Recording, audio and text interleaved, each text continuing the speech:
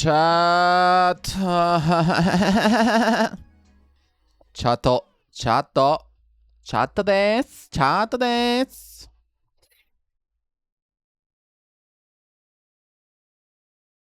Hold on. I don't have chat open.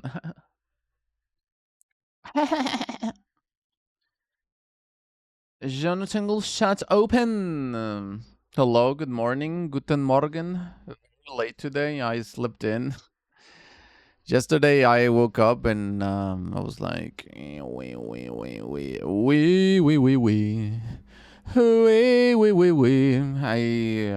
kind of was tired still, a little bit sleepy, and yeah, I wanted to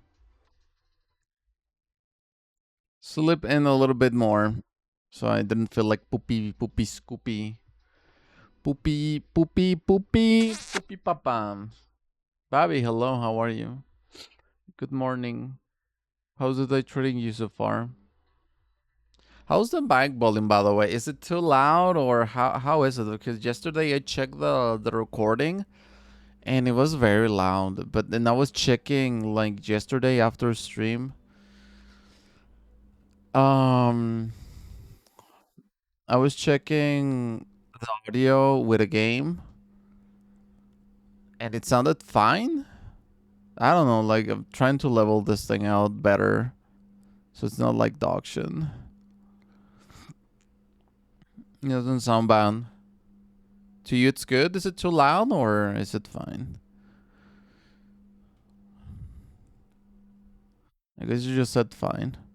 Schedule 1 world record main game glitchless. What do we watch, chat? Guys, what do we watch?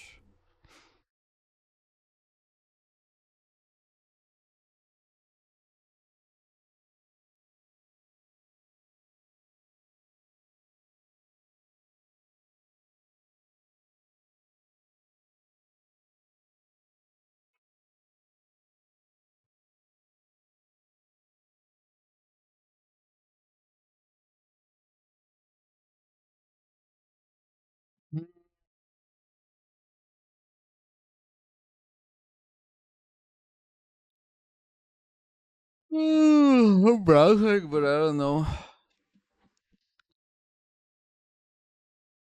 Just gotta eat in silence. Oh shit! Oh my god!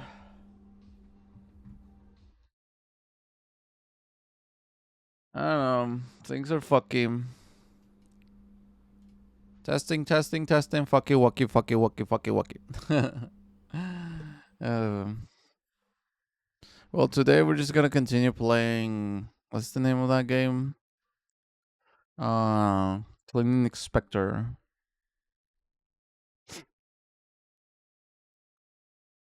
And just go from there. Do you guys have any recommended videos to share with me? Please do.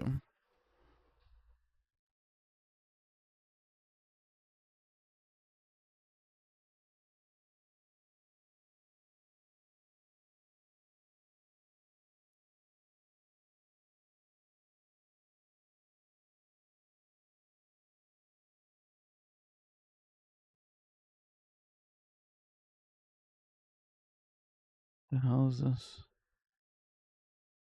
What? Huh?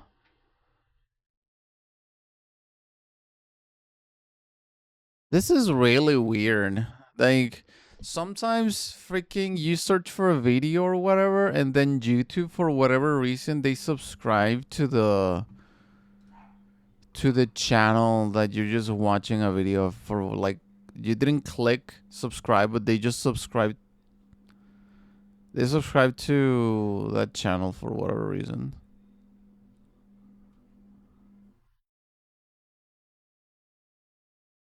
They were watching drama. Lily's talking about Cinder. Do we really want to watch that? Nah. I don't like either, so. What for?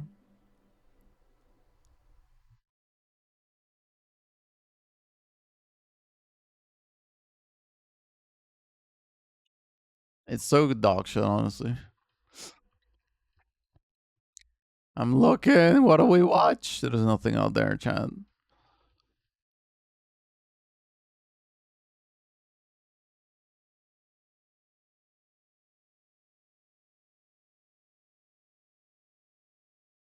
Roxy, hello. How are you? Hello, hello. Good evening. Good evening. Or this afternoon. 12 p.m.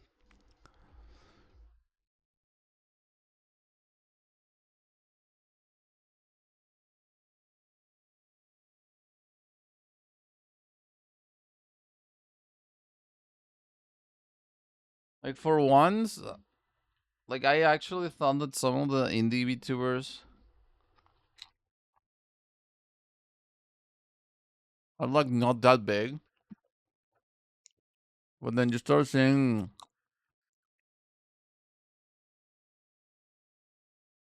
I guess, honestly, it's just because a lot of people are covering it on YouTube and making videos and clips just to farm the drama itself.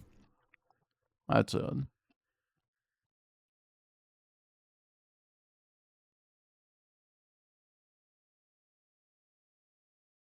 Is it lit for you, Alu?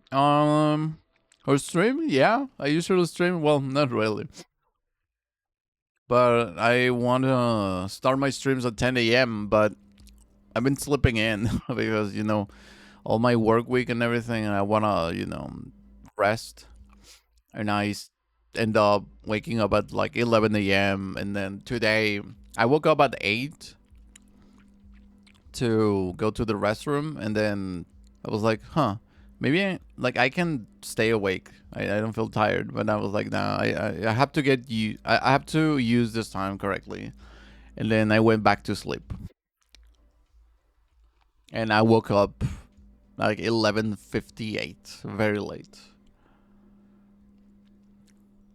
Inside the games option, inside the games.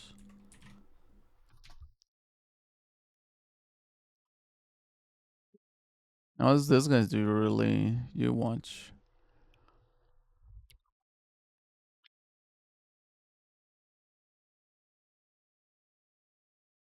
Which everyone loves Claire of Zero Expedition 33 inside the games daily 10 minutes. Huh. All right. No spoilers by the way. I hope.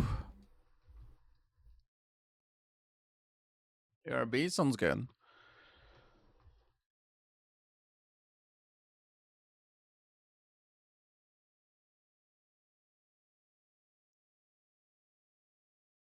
Rest is always good. Maybe Babby can nibble your ear. I wish.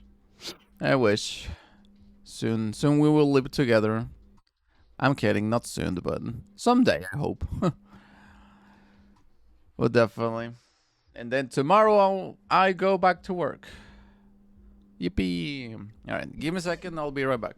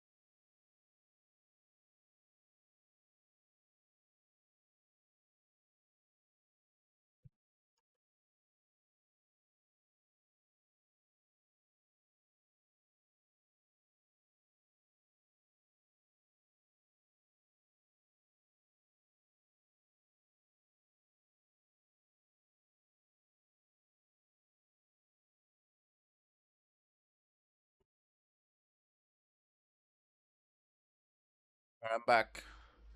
Hello, Balmir. Hello. I think the thumbnail idea I send you will make you laugh. All right.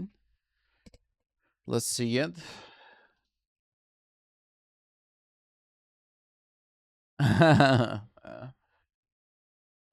For what exactly?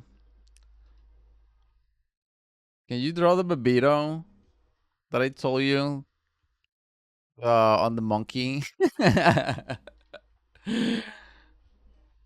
Is that for Monster Hunter or something?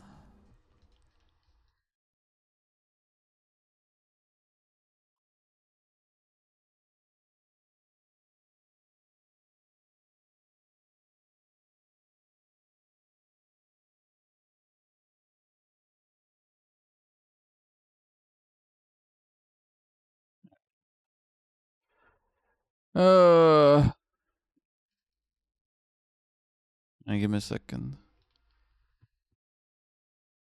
Desktop. Where am I? There I am. All right, hello everybody. Well, I'm gonna be eating, so let's watch this. Bobby recommended this video.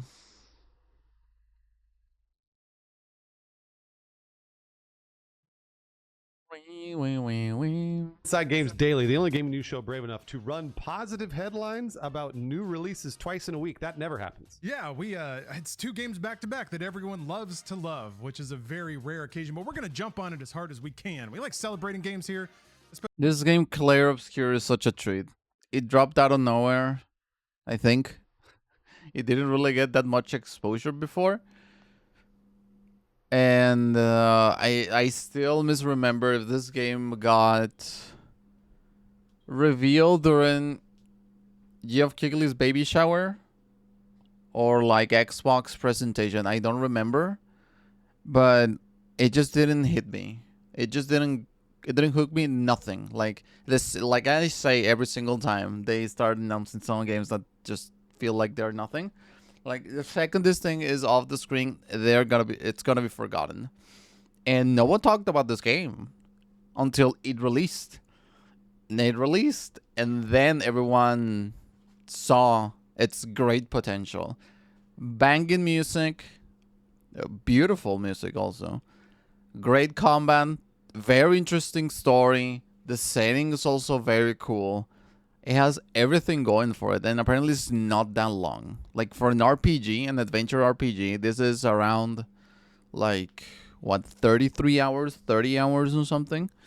It's short because you know the typical RPG is around like 100 hours minimum. Like fuck that. That is too much. That's so short. I think I saw that amount online, but don't quote me on it. It's not that long, yeah. For an RPG. Fun story and something quirky to say. Indie turn-based RPG Clair Obscur Expedition 33 is a hit. I just realized I don't even know what Clair Obscur is. I only played like the first 3 hours of this. I don't think I was paying attention enough. I know what Expedition 33 is. I don't know what Clair Obscur is. Yeah, huh. Let's feed that into Google Translate, huh? Clair Obscur translates to chiaroscuro, which is a film technique. It basically involves like high contrast. It's very synonymous with noir film. A lot of white and black. You got me thinking now. I wonder what relevance that has to the story. It was common technique in Renaissance painting as well. Anyway, the game's developers, Sandfall, have announced via the game's X account that they've crossed 1 million sales just 3 days after release, which is just phenomenal momentum for a small indie game that could. Yeah, that's also excluding the Game Pass players, which is amazing. According to the game's active player stats on Steam are Look at that. très bien. The game hit a 24-hour concurrent player peak of 121,000 people over the weekend. IGN notes that beats the bloomers off of Metaphor ReFantazio, which hit a peak concurrent player count of 85,000. And even that was considered a runaway success for turn-based JRPGs. I heard this called a JRPG, you know, get a little apostrophe in there. Yeah. It's good stuff. And like you said, Bruce, yeah, this game's also available via Game Pass. And all the players like me that are playing it on Game Pass, not included in those numbers, so the actual player counts are likely a lot higher. This game is also a critical and popular darling. There's a Metacritic score of 92, which ties Blueprints Look at that. for top aggregate. This right here is universal acclaim. Like even the shitty ass critics the gaming journals that suck ass at video games, even them like this game. And obviously the gamers, you know. The people that actually play video games to enjoy them and understand them. Everyone loves Clair Obscur. There's no doubt this game is objectively fantastic. And I have the first part in my old channel. So go check it out. Exclamation mark socials in the chat. It says playthroughs channel. Hold on. Click that link, go to the playthroughs channel, and go watch the first part. You are most likely going to love it. It's amazing. Get rating of the year so far. Yeah, this is a very rare occasion. Because unlike Blueprints, the user score is also extremely high. Extremely high, actually. 97, which is pretty unheard of and might be a record. Yeah, that's right. Paul Tassi over at Forbes reckons this might be one of the highest review scores for any game ever. Before claiming the game And I doesn't can really wait deserve such to a high keep rating playing this. after saying he hadn't played it yet. Come on, Paul. Yeah, games writer's gonna write. I see where he's coming from though. You know, you look at a game like Expedition 33. Is it genuinely the most beloved game of all time on Metacritic? No. You know, probably not. But it's the moment, Yeah. It's the narrative, and yeah, everybody kind of rides emotions collectively. And I'm okay with overlooking the fact that everyone's kind of on the love train right now instead of hate training. Paul Tassi isn't the only writer a little grumbled up over Expedition 33's uncharacteristic success. Is he, Lawrence? It's article writing season. You got to find a headline and you got to put something up. Nick Rubin slides in with the actually nobody really asked for, challenging the repeated tagline that Expedition 33 was made by a dev staff of about 30. Yeah. Rubin points out that an 8-person Everything's Korean all studio helped threes. with animation, in addition to dozens more in QA and audio production, which does make sense. Those people did work on the game. They might, independent contractors, those sorts of things, but they worked on the video game. They sure did. Yep. And there's a whole choir that sing along with the soundtrack, music producers and all that sort of thing. So take that, indie devs, I guess. He has an actual point, which is that this game shouldn't be held up as like evidence that modern AAA is bloated and stupid, even though people are going to do that. Yeah. Also, even if you bump the dev count on Expedition to 60 or 70, 80, whatever, it's still very impressive. That's right. Rubin is also reacting to seeing Expedition 33's quality weaponized against the state of Let me game know if the development volume's in fine, general, which but is kind of what Lawrence was for alluding the video. to. And I don't want to that watch makes them. I want to sense. look at the screen. These are spoilers. This game doesn't have the scale of an Assassin's Creed Shadows, that sort of thing. It's still a great video game. It's still great, and I love it, and it's awesome. But it doesn't have the same scale, and that's okay. Yeah. But I think most players right now are tired of that scale, and that's being reflected in love ups like this. Yeah. And that reaction didn't come from nowhere. There are other articles that are essentially doing that exact thing, like we said.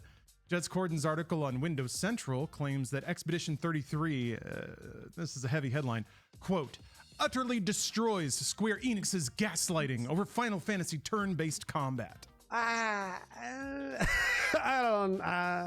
Corden claims that Expedition 33's sales indicate that there is a market hunger for turn-based. I mean, there's a place for Final Fantasy and everything, but like recent games don't hit the same. Like I was playing Final Fantasy 15 when it came out on the Xbox One, and it's fun and everything, but the story is dog shit.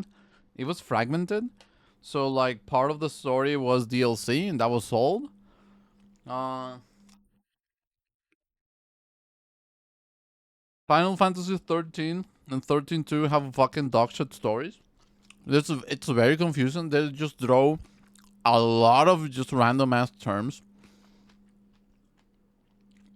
that somehow they expect you to understand right away.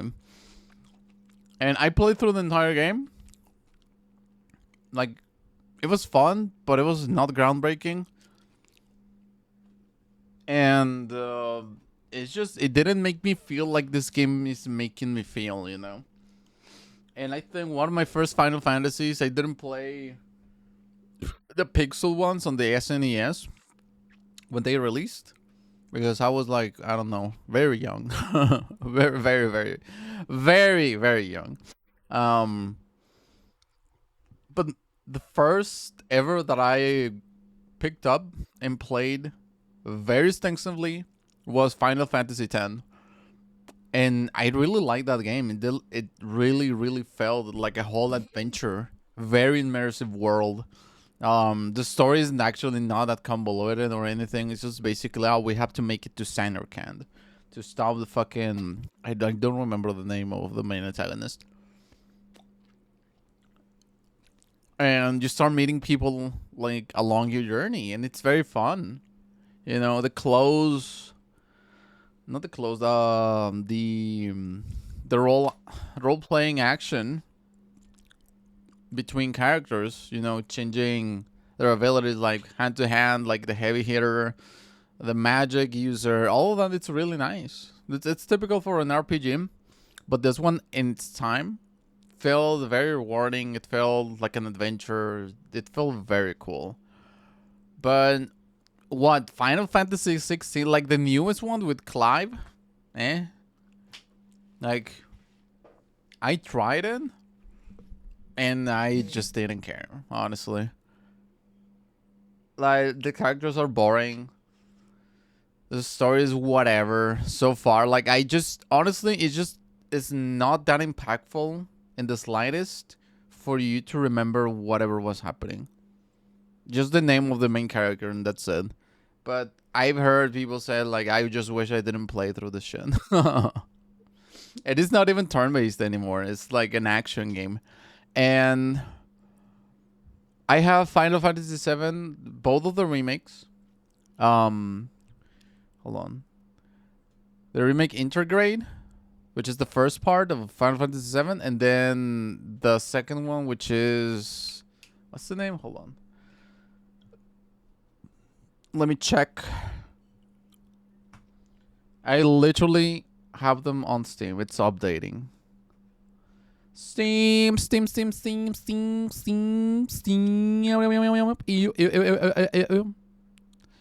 Hello. Is the volume of the microphone the same, or is it changing? Because now it feels different. I don't know. All right, on the Star Final Fantasio. So here it is. Rebirth. There it is. This is the first one. And the second one, Intergrade. Wait, hold on. No. This is the first one. Never mind. This is the first Final Fantasy.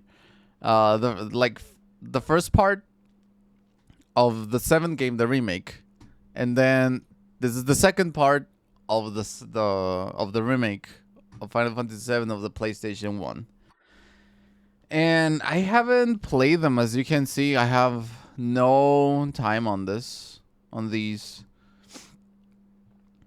And I don't know if this remake actually makes it more interesting.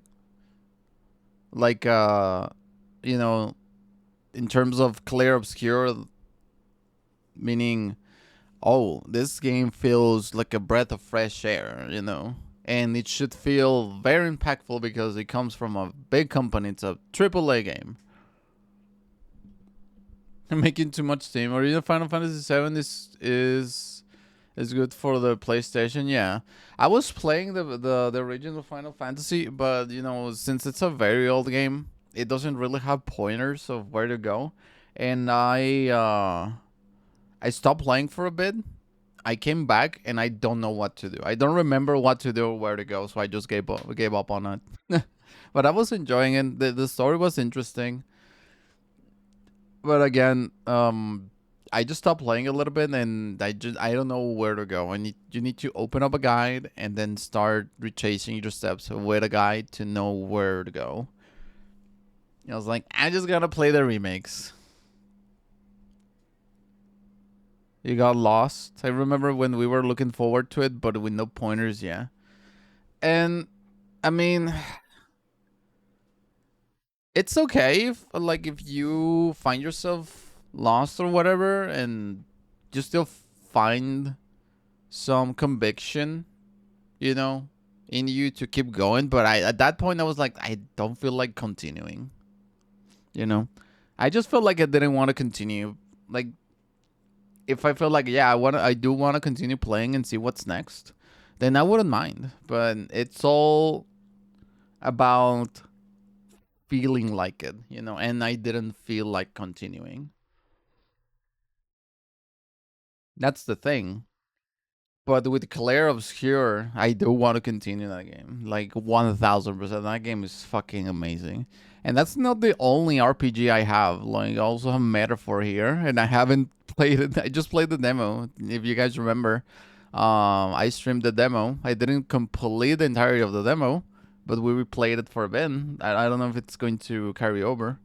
And I really liked Metaphor too. Pretty fun. The music is also really, really sick.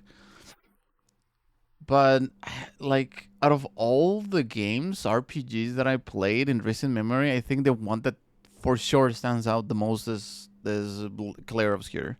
No questions asked. Like, full stop. Full fucking stop, bro. Hold on.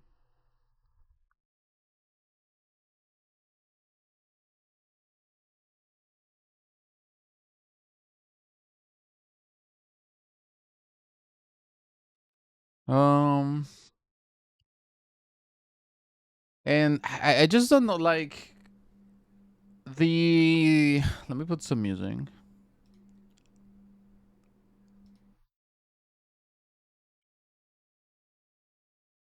The argument of feeling like, well, there's been so, like, it has been so long since we gotten something impactful is very true. Like, nowadays, you get Corpus Lop, right? You feel like you get games that feel good and are entertaining, but you don't get games that feel very impactful, games that really hook you, experiences that are worthwhile, you know, going through and you will remember forever, like back in the day. Like, that game feels like a throwback from when you first discovered video games when you were a wee lad, at least in my experience. You can just feel dedication, passion, love for anything. You can just feel it. You can feel it. Feel it. And that's what I feel with Clair Obscur and not with other games at this moment right now. I don't usually feel much from watching unless I play it myself, but when I watch the playthrough, I feel teary-eyed. It's really impactful. Like, Jesus, that, like, the cinema, like I mentioned in the video, the cinematography, the way they deliver the scenes and how impactful they are. I am just keep mentioning the word impactful, but that's like the only thing I have right now. I'm sorry, I'm just repeating myself. They just delivered it very well. If you watch freaking piece of shit, Assassin's Creed Shadows, man, like the third, nice, buddy. Like, the difference in quality, it's outstanding. They try to make punchy, very emotional scenes in AC Shadows with the opening, with the dad dying and all that, and all the samurais and shinobi or whatever going after you, but they didn't get there. It looks so ass. You don't feel any attachment for any of the characters, and most of the dialogue is just a bunch of word salad.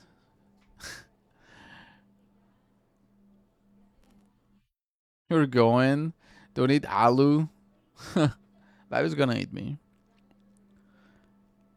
And like, we're talking about Ubisoft, a studio has been making games since forever. And then you got an indie game development studio that has 30 people making a masterpiece. It's just laziness, lack of, you know, love for things they do. Maybe like the developers themselves, maybe they do want to put a better product out there, but it's just the higher ups, all the corpo motherfuckers that just want to make the money instead of actually putting a product that is worthwhile, and that's just how it feels. It feels like Corpus Lab instead of having something that has love in it. That's how it feels. Most of the games nowadays, that's how they feel. But oh yeah, let's continue. Based RPGs, despite what Square has said, but Square is operating at a very large scale, and this is an indie team, right, that is looking to sell a few million copies, and they're going to do it. They're going to do it. It's great, but Square like has shareholders and stuff, so it's like they have to sell 20 million, and Expedition 33 is going to sell 5. So. And that's great, by the way. That's like a huge viral hit. That they kind of got lucky on that one. Yeah, you're exactly right, Bruce. I see people making these equivalences all the time, and I get it from a purely from a consumer perspective. Every product on the shelf looks the same. But yes, when you're dealing with dev staffs of Good hundreds, dancing. it starts to, like, the logistics of that and the earnings that you need to bring in to compensate for all that spending starts to change how you make your decisions. So yeah, a JRPG might sell 3 or 4 million, but if Square's, like you said, targeting 20 million, and that's the number they need to hit to satisfy their investors and all their employees, it's going to change the strategy a little bit. We'll see if Expedition 33 gets there. I looked it up before we started filming. Final Fantasy VII Remake, I think, hit about 7 million, which is less than Square would want, of course. This is traditional thinking, but I think it still applies to some degree, that a game like Expedition is going to have a certain cap on who it's going to appeal to. If you need to hit 20 million sales, you kind of can't make a turn-based JRPG because they just don't sell like that. You can make a modest JRPG like Expedition and still turn a profit. So yeah, where Square's at and the tech they're dealing with and the production scope. I guess that the their games action are, they're not genre hits allowed better. to do that anymore. You know, instead That's of right. waiting. A lot of people Also, don't please like realize, waiting, so we're not talking down Expedition 33 Just at all. wanna mash This is buttons. just more of like, in the context of other video games, we're talking about how maybe some people are maybe talking it up too much. Regardless, all of this is very great news for a very plucky and ambitious game that was in danger of being completely overshadowed by the Oblivion Remaster Shadow Drop. So it's great that both of these are succeeding and both are being played a ton. Yeah, how great is that? This is the best of all situations, really. Unfortunately, you know, other games weren't quite so lucky. Some indie games did sort of get swept under the rug with Oblivion. We mentioned it on the day it came out, but Raw Fury's Silent Hill adjacent game, Post Trauma, released, and yeah, I think it may have gotten a little brushed over. Yeah, no, that's true. Publisher Raw Fury filmed a whole skit to announce the game's re-release. They said, quote, "Except we're not unreleasing it first, and it's pretty much the same." Yeah, they just have a new fake release date to try again. But yeah, give it a shot, especially if you've got some PS2 nostalgia for the old school Silent Hills in there. Although it is worth shouting out, Raw Fury's other recent indie release, Blueprints, seems to be doing quite well, so that's great. Yeah, absolutely. So here's a little final bit for you. Game Pass has just been absolutely destroying it. I've been talking about this a lot on stream because every game that I've streamed now is on Game this Pass. game, Shadow of And I'm like, Midnight. don't buy the game if you just want to try it. Pay the $10 or $15 a month To or play whatever it them is. And just too. try all of these games. You got Indiana Jones, Stalker 2, Blueprints, Balatro, Expedition 33, Post Trauma. Oblivion That's the Remastered, name Adam of the Fall. game. There's just so many. These are huge releases Is that on Steam? that you don't have to pay full retail for. Yeah, Hold on. Is that on Steam? Sit here. Post Trauma. Post Trauma. What is this? Oh. Ooh, it already released. Puzzle horror game inspired by PS2 era classics. Yeah, I can see that right away. Look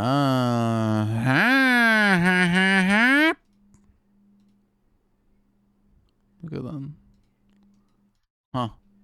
Mostly positive. Huh. That doesn't sound right. Ooh, what the fuck are these specs? What the hell? Mixed recommendation. Oh.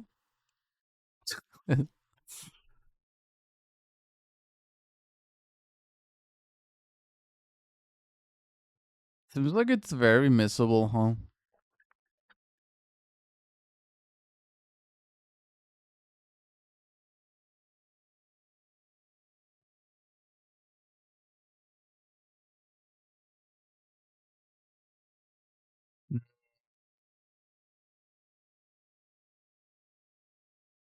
I don't know. Oh, Dathy, hello. How are you? Welcome. What's the noms? Some ground beef and rice. Some ground beef and rice. Thank you so much for the raid. Hello, my name is Alu. I'm a gaming hero VTuber. I'm eating right now. I have a YouTube channel if you want to check it out. Exclamation mark socials. I stream video games. I talk about them extensively. And I'm a PhD tuber. Right now I'm doing a playthrough of Clair Obscur, Oblivion Remaster, and what's the name of this thing?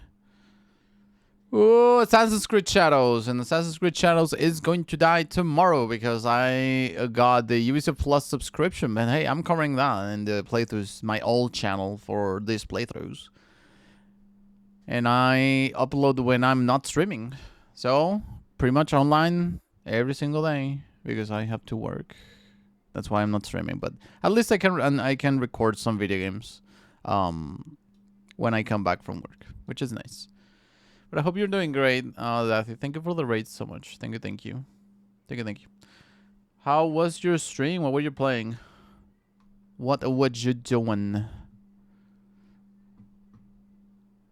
How was it? But Babby, going back to the game post-trauma, it's cheap, but it looks kind of nah. It doesn't hit the right spot. It doesn't. So I'm guessing I'm not gonna check it out.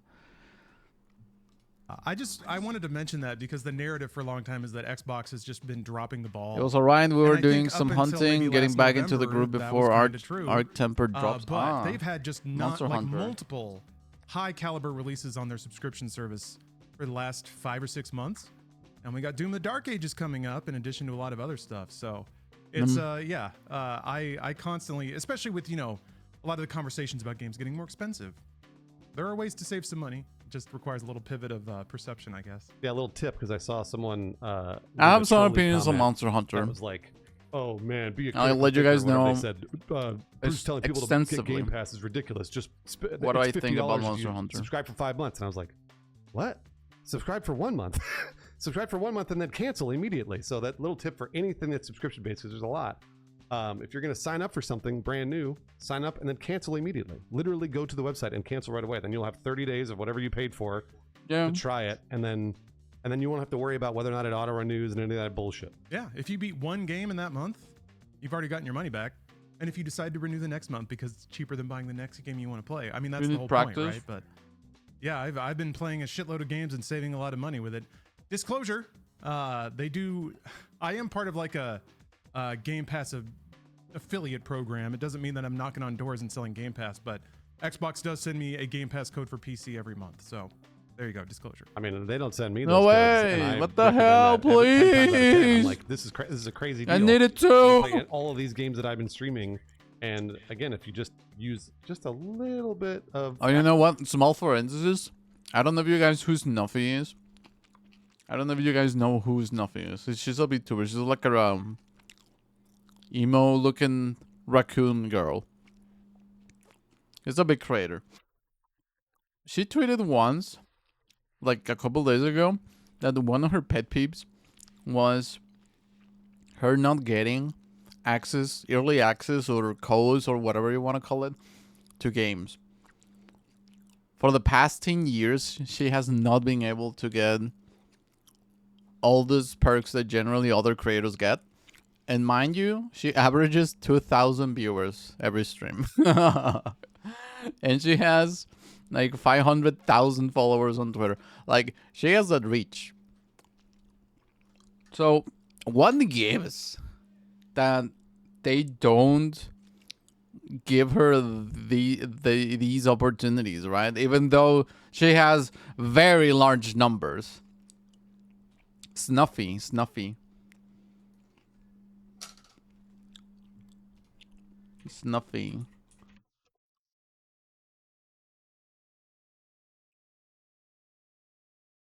I'm like, damn.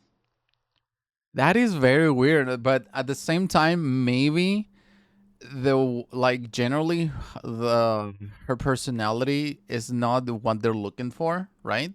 Maybe they're looking after someone that's like very oh well, the typical potato cutesy girl, and she's not like that. She's more bold with what she says and her jokes.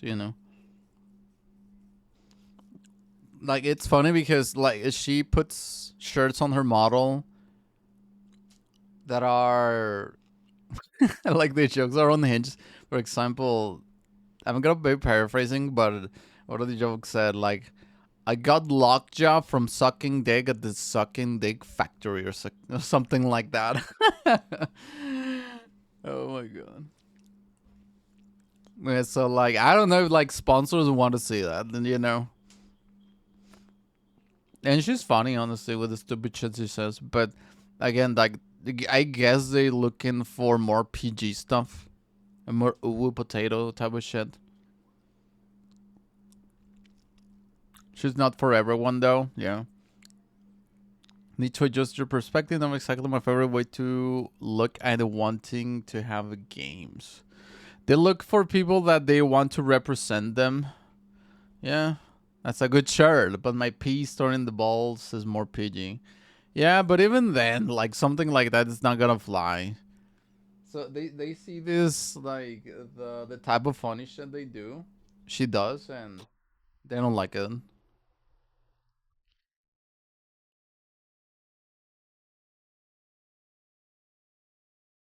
I think she's like I think that shit's funny. Honestly, like she has a sense of humor.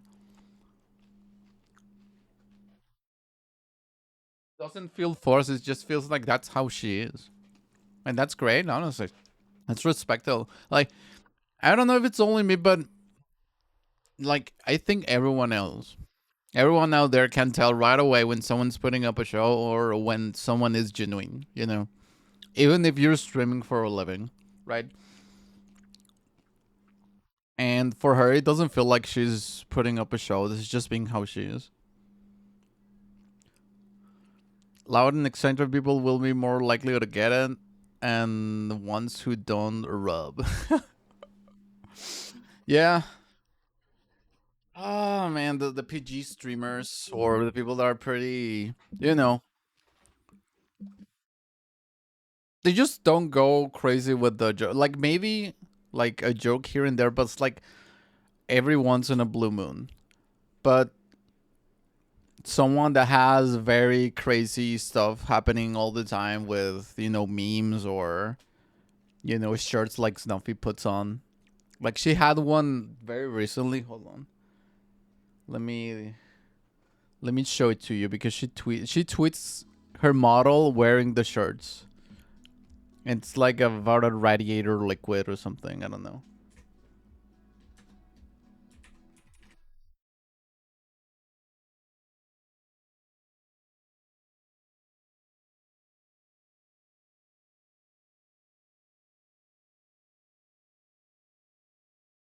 Oh yeah, look.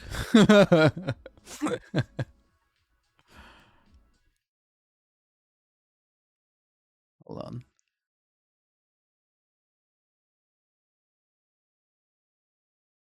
So look, this I contracted Legionnaire's disease by drinking the condensation from my AC unit, and all I got was a 10,000 hospital bill. So this is the kind of shit she does, but this one's tame.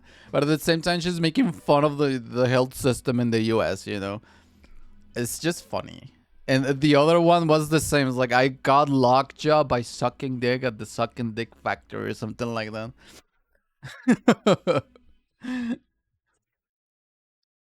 Like I think this shit's funny, and it feels natural because she's just like that.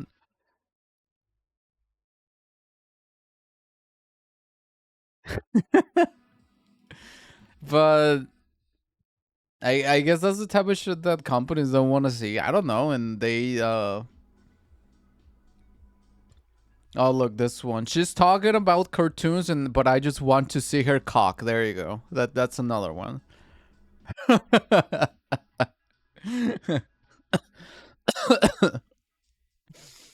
my god. Yeah, they see this and they're like, maybe. And it's not like these are just a bunch of like raunchy ass jokes and humor, like, but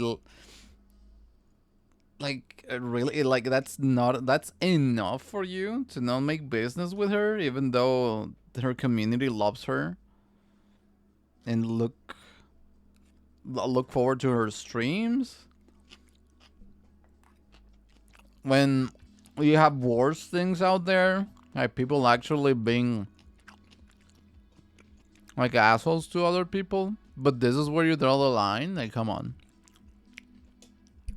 it's just business.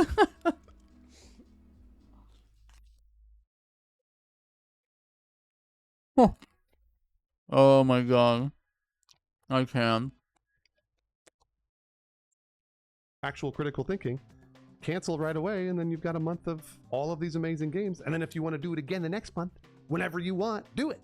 You don't have to worry about the auto renew. Absolutely. That's how I do all my video services. I buy them 1 month at a time. And then if I log into something and it says you got to sign up, then I make the decision again, is it worth it for another month? Speaking of critical thinking and putting your money to very good and productive places, we have a Patreon that supports the show, keeps our editors fed and clothed, and keeps Bruce and I swimming in Game Pass codes. Here So it is. appropriately, we'd like to shout out a couple of the patrons that directly Sad support Games our show. YouTube, you Specifically wanna Name Hogger, support them. Brandon Young, and Matt Bogenberger. We love you even more than we love Game Pass. Can you imagine it? That's a lie. That's a lie. You lied, Lawrence. But yeah, like you see their content and it's just yeah, I can see why. Like they get the opportunities that Snuffy doesn't, and it's because they're tame. You know, they don't go crazy with jokes. They don't swear. They don't like. It's just regular stuff, and people like them, and that's fine for a corporation. But then if you start saying that you want to see a girl's cock when she's talking about video games, and you got lockjaw, then yeah, that's more. And personally, I don't think there's nothing wrong with that. I think it's funny, and that's her personality, and like to me, that's someone that I would tune in to watch because I think that's funny, and I think they have a like a funny, easygoing, you know, let's laugh about stuff and silliness personality, you know.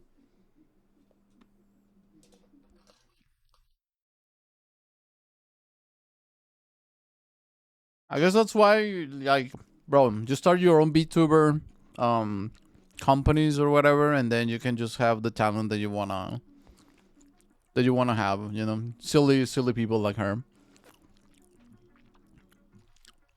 Sometimes people get too big. Get too big that it's more valuable to send them the link despite the perception of the person. I don't mean anything insulting, but the beardless guy has a large amount. I know. A famous bitch in America is a big thing. Definitely. Definitely. I've seen that. Yeah. Very, very, very much. But yeah. And it's crazy. Mm,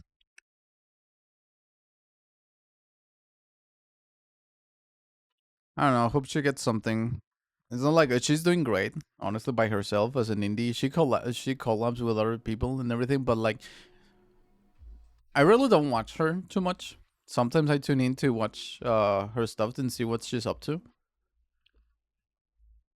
But I don't know if she's sponsored by anyone, at least. But like early access game codes, well, she says she doesn't get it. That sucks.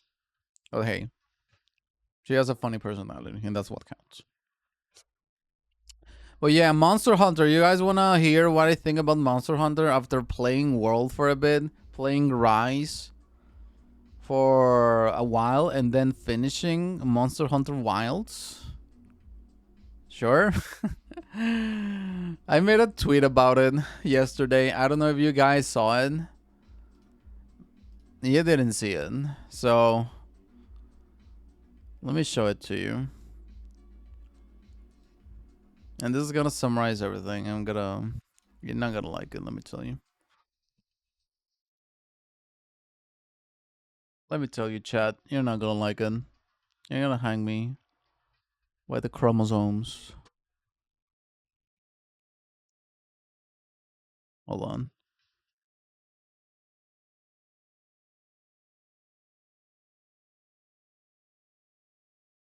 You finally get the game that is loved by most gamers. You didn't enjoy playing it. Me, Monster Hunter. Oh my goodness gracious. The gamer doesn't know what he's talking about. Gaming Hero, by the way. It has the mid tastes. Crazy. Ironic even. Yes, because I might agree with you. I saw it in your silly hair draw on. Yeah. I'm an artist. Commission's open, by the way. So here's the thing about Monster Hunter. Do not raise the pitchforks, not just yet. This game is not bad whatsoever in the slightest. But the moments that I have the most fun playing this game is actually when you're hunting the monsters. And not when you are trying to go through 50 different fucking menus. The UI in this game is one of the worst that I've seen in any game. And this is from a AAA company. The in-between going from monster to monster and getting the parts can be annoying as fuck. Because the battles do not last for like a couple minutes, meaning 2 to 3 minutes. They can last for up to at least 10 minutes with a group of people. So could you imagine just playing this game by yourself?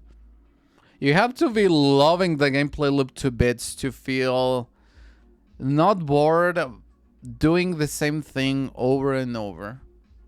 Because it happened to me multiple times where I would be hunting a monster.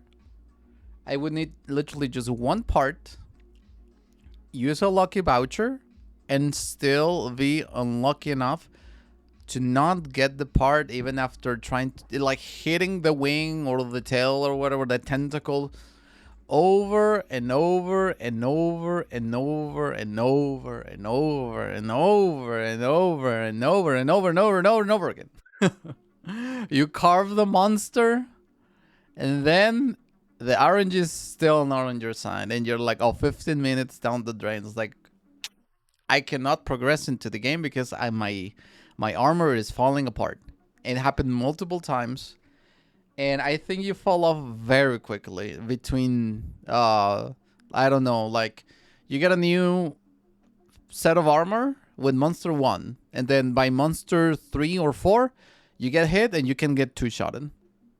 You know, but you still, like, from the other 2 monsters, you don't have enough parts to craft a new piece of equipment.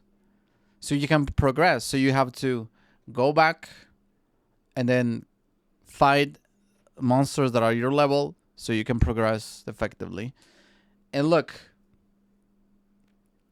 I play multiplayer games. I play games. I like tower control games. I like roguelike games, for God's sakes. Like the poster boy video games of repetition. Like, it's just that in Monster Hunter, the whole process versus the end reward doesn't feel as satisfying for me. Because you only need one part, and to get that one part, it requires a lot of your time and a lot of things. A lot of repetition and over, and you're like, this is just one battle. Like, the game has so many fights. So many fights. Like, out there. And how many times is this going to happen before I actually can progress naturally, you know? No, like, in Monster is completely understandable. Thank you. You haven't removed the menus yet? What do you mean? You can close them? Oh, the older Monster Hunter games could take 40 minutes per hunt and still not get what you want. They have improved the formula so much. So, full disclosure, my first Monster Hunter game was Monster Hunter Rise, and I didn't finish it. But I was playing it. I played it on PC only. I didn't play it on the Switch, but like it stopped being fun to me. It's because of the same thing. And also the story of Monster Hunter Rise is like it's completely forgettable. So that's also that goes against an enjoyable experience for me, at least. If the gameplay itself proves to be engaging and very enjoyable, then the story can just not matter. Definitely. But I was like, it's okay. Like I'm not crazy for it, but it's okay. And then I got the Worlds, and that game is way better than Rise, hands down. But Babby and I didn't finish it, and Babby doesn't like World. But we played it. And it's like the gameplay loop, it's pretty much the same thing. You go on a hunt, you kill a monster, you get the materials, you go by, you craft item, rinse and repeat. That's it. But like Worlds feels more fun. It feels more punchy. Like the production quality is better, and it's because that game is not developed for the Switch. Worlds is definitely the most new player friendly for the game, for the gameplay loop. But yeah, it can be punishing. Chanclet. Oh no, I'm sorry, Mihu. Hold on. I think World and 4 had the best stories. I didn't finish the World, but it was interesting with the giant dinosaur or whatever. In there, Gigante or whatever. That was cool. And you wanna know what's the funny thing? Let me show you, Chan. I was like, all right, you know what? Let's go all in. Let's go all in. I got the DLC. I got the gosh darn DLC. And I have...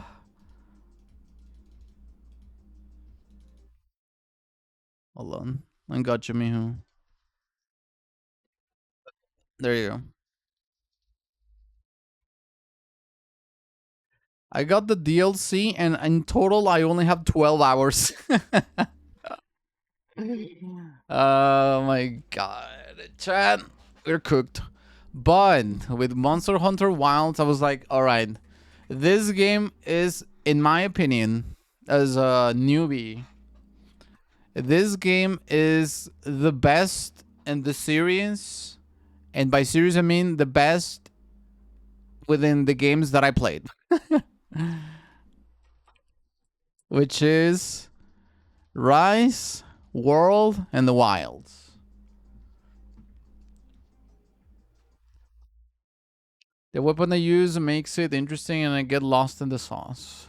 Sora is the second largest monster of any Monhunt game. Is that from another game? Yeah. From what game is that? From Worlds?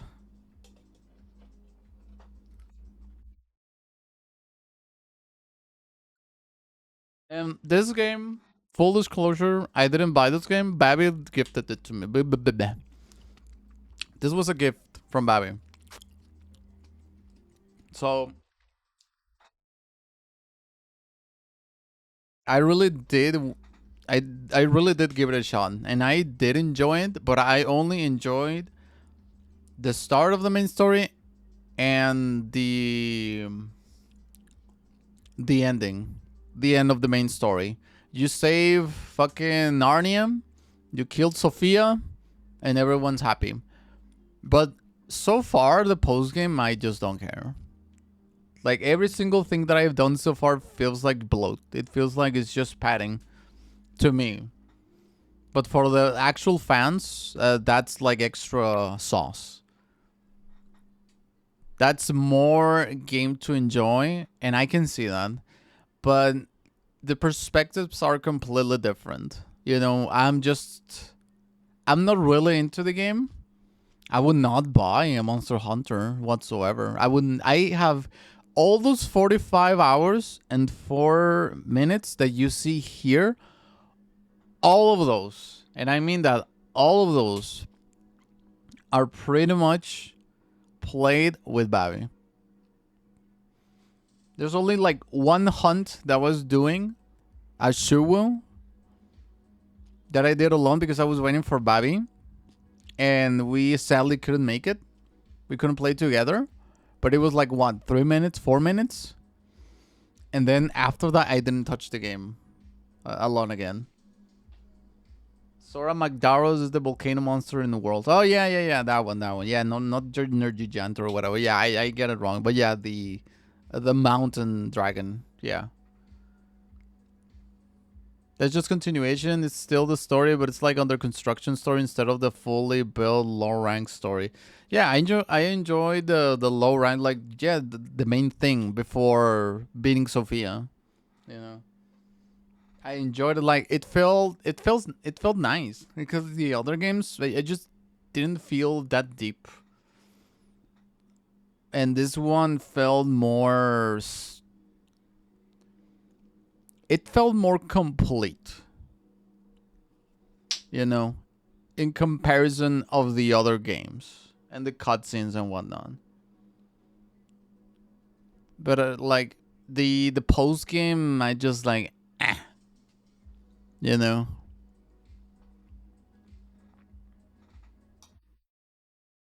Like if it really wasn't for Babby, I would have never played this game. I would not buy it. I wouldn't have bought it. And if you get a Monster Hunter space, I'm not gonna get it. I rank is always built up to G rank, master rank, so the story flows more seamlessly. You're my Kochi British Shake. Sophia, yeah. You're making my Kochi British Shake. I love that you call it Sophia. Yeah, it's Sophia. No, Sophia. No, Sophia. It's Sophia, bro. It's Sophia. Yeah, like I imagine, like obviously the post games in almost any game is like doing more dedicated stuff for the more hardcore people that really liked the main game and want to get more out of said game, you know. And it's going to require more of your time, more of what you've been doing, but like twofold. And that's what it is, because in the main game, like you kill a couple monsters, you don't need too many parts to craft new armor or weapons, and then you can just progress seamlessly. It's lighter. But since I'm not in love with this game, doing that post content feels like a chore to me. That's why. It really isn't a really but it really isn't really a complaint story, which is a very valid complaint. Why? What I experienced with the before the post content, the story is fine. Like, you know, I'm not a hardcore Monster Hunter gamer. I don't really go super deep into it. I'm just a tourist that is enjoying the game for what it is. And I'm giving you my opinion in general about how I feel into the game. And since I'm not into it, I think the main part that most likely everyone that bought the game and got it from someone, they enjoyed, you know, they went through. And I think up to that point, that's fine. And I think you're gonna get your money's worth from the main thing. And just at face value, the story is okay.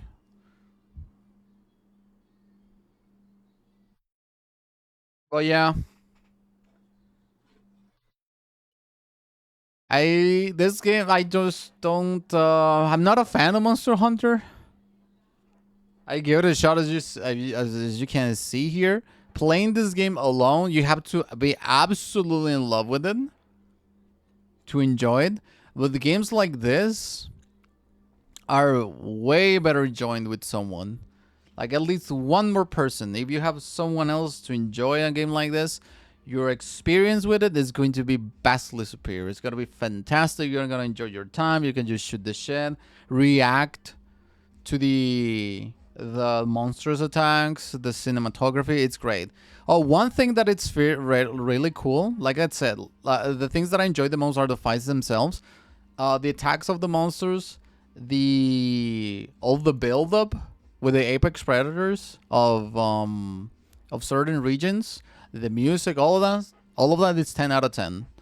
Like, it's great. The attacks, the massive explosions, and then you need to hide behind rubble, like things like that. 1000% so fucking cool. I have no complaint whatsoever. It's amazing. But the other things are more powerful and more overwhelming for me, you know, to make it feel like I just cannot put up with that, because that's more in my face than the actual great moments that I enjoy. Yeah, I knew you would enjoy the stories, so that's why I got it. I didn't expect you to do anything past the main story. I did it to just continue playing with you and just to see what else is out there.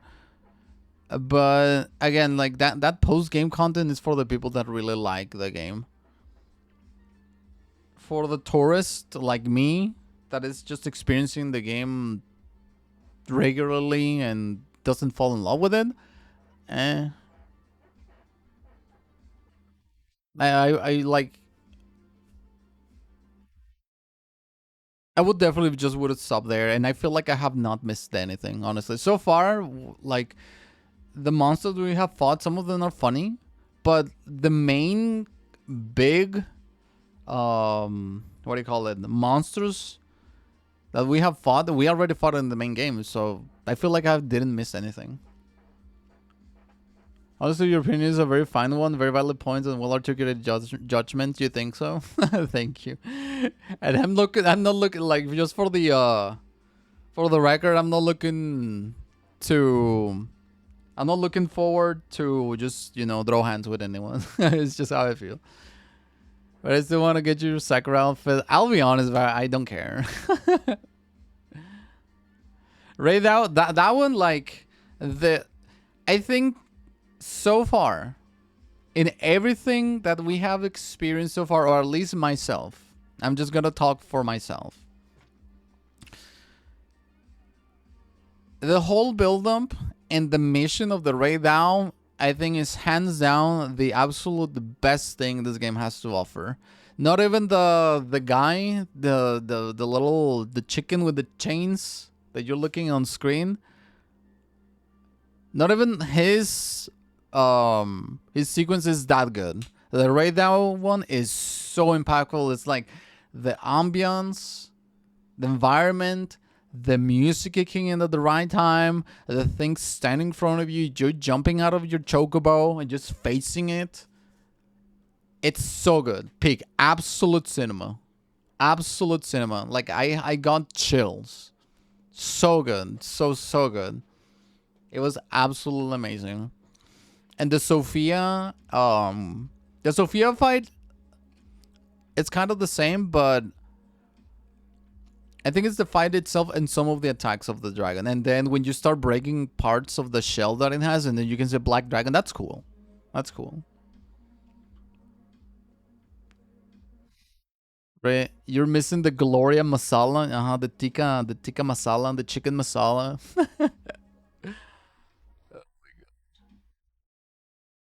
It's just like, I have to be honest with you, but I just don't care. Like, I don't care. Like the DLC. Like, and me saying don't care is not in a rude way. It's just that there is lack of interest. There's just no interest from my part to get anything else of the post game content. The Sakura outfit looks cute, looks nice, but I don't. It's just, I don't care.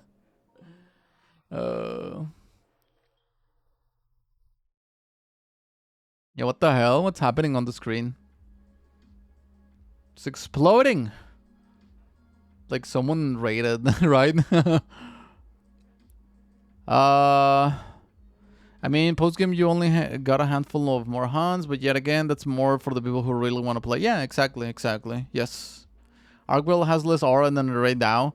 Yeah, like it's crazy that the Raid Dow, it's so kind of early in the game. It feels like a mid boss, and then the big bosses are the Argwell and the Sophia. But the Raid Dow has the absolute best build up and setting, and they just went all in, and they got like amnesia or something.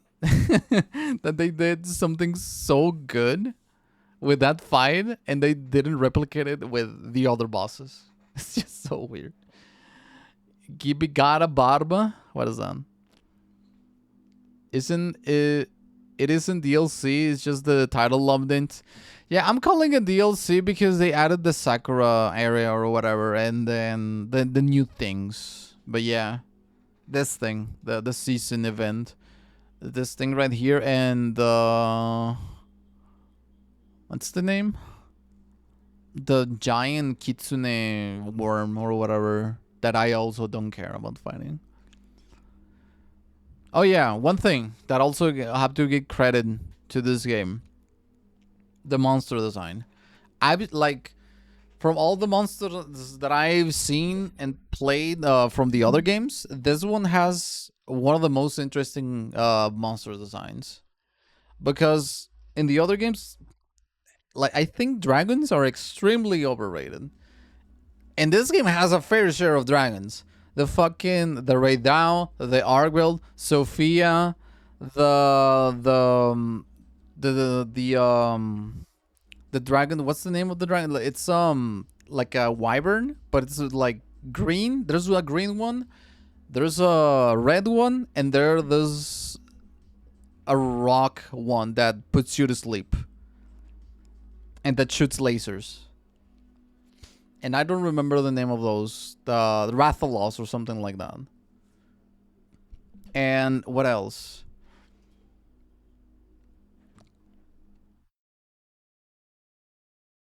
There's another dragon that I'm missing. Like, there's so many dragons. Like, Jesus Christ. We gotta shake it up a little bit. Come on, just put it, just more designs. And we have seen more designs. Like, the Lullabarina is one of the best designs in my opinion. The name Lullabarina, Barina is a ballerina, and then you see the moveset, the setting feels like, it feels like it's in touch, and it has a good storytelling, the moveset, and the way the character behaves with the hunter, and how it looks, it all comes together. It's like, what's the word I'm looking for? It's subtle, elegant, but also scary, you know, because it's a monster at the end of the day. It's so good. The Rompopol, it's funny too.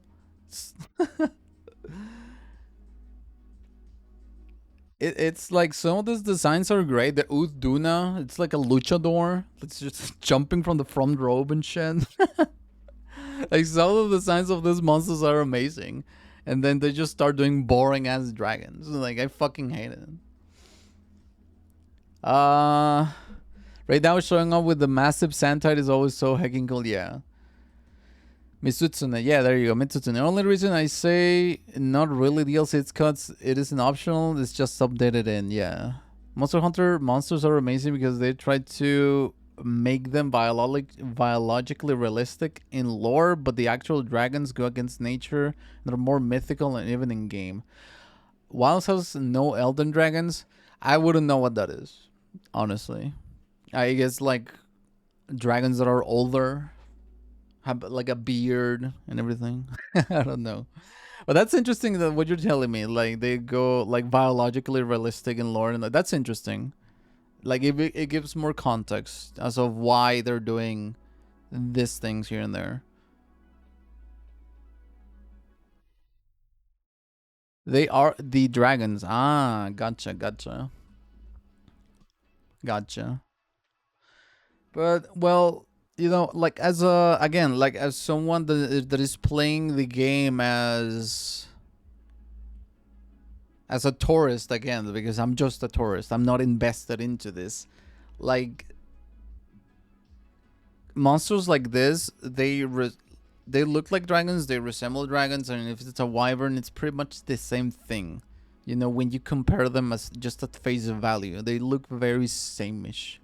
But if you want to go deeper, like all the nuances, then yeah, I guess you can get differences here and there. But for the average consumer, in my situation, that would be the average consumer. You know, they all just look like dragons. And to me, the ones that stand out the most are the non-dragons, which is everything else. The only dragon that I enjoyed fighting was the Ray Dao, because like some of the attacks look very cool. I also like that the attacks look powerful, like fucking crazy, very boomy. And the Argyle has like that attack, like it's like 3 waves when it starts exploding on the ground. That's really cool too. Because all the dragons in Wilds are wyverns. Oh, really? And everything they do is biologically realistic in game. Oh, interesting. Huh. So they're not really dragons. There you go. So it's the wyverns, huh? But yeah, that's my opinion on Monster Hunter Wilds.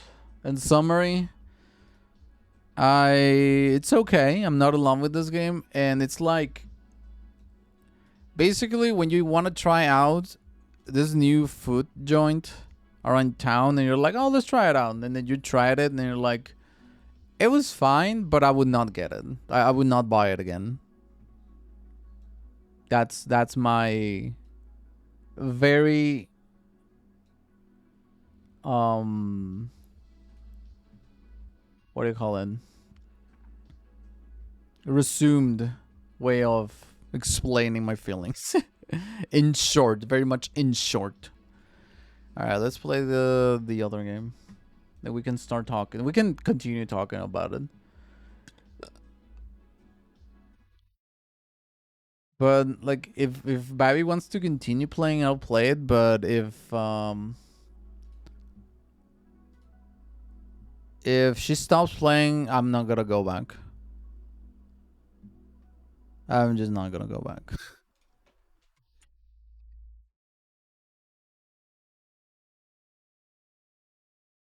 Oh, you know what's now that I think about it, I didn't talk about the weapons, and the weapons are fine, but they are not as interesting or impactful to me to talk about them.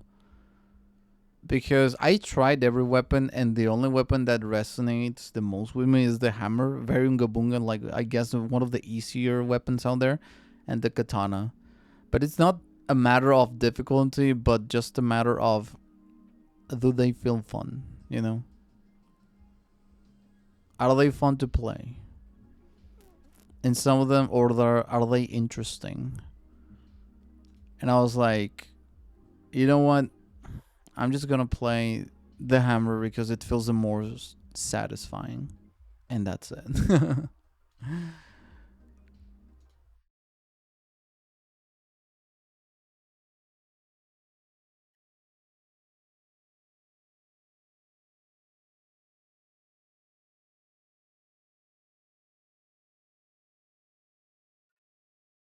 Hold on.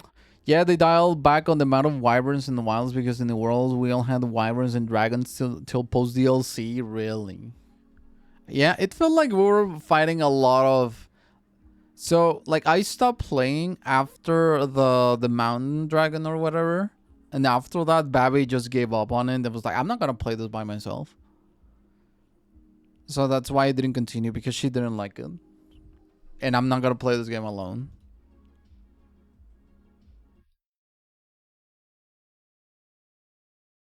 So I couldn't finish it, even though I had the DLC too.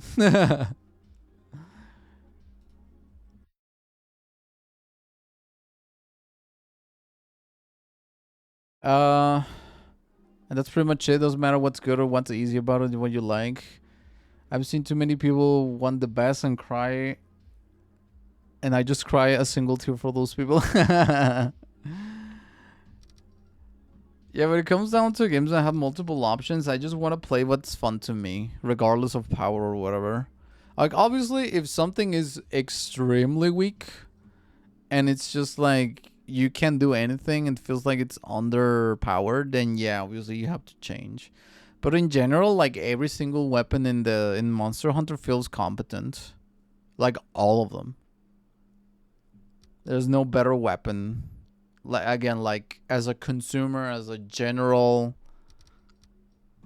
gamer in a game that I don't delve and go extremely deep, just regular gameplay, regular hunting, regular everything feels competent. I'm sure there's like more nuances to every weapon, but at its face, it feels like every weapon works. Wah! I can see the appeal. I can see why people go crazy about it, and it's like everything. Different strokes for different folks at the end of the day, you know?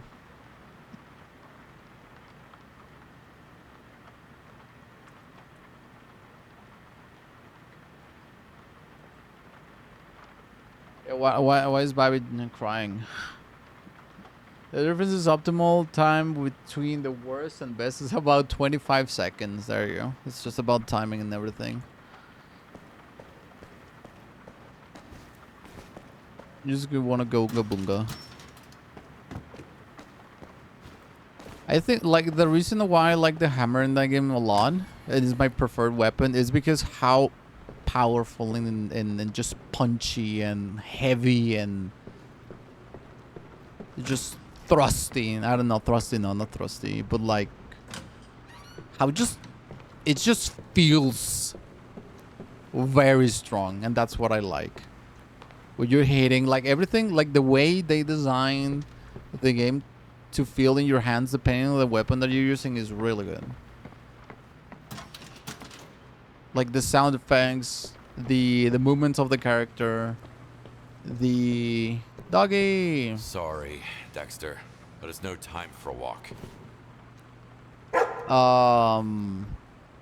The reactions also of the monsters that you're hunting when you hit them, when they get stunned and everything. Like all of that feels fantastic. Definitely. Yeah, the weight. There you go. The weight of the weapons is also a big thing that I like. Yeah. Like it feels like the way it should feel. It's also pretty nice that the gameplay when you're fighting a monster is not brain dead, and it's like, oh, you just have to be mashing X or B or whatever, and then that's how you beat the game. It's more methodical, and that's pretty cool too.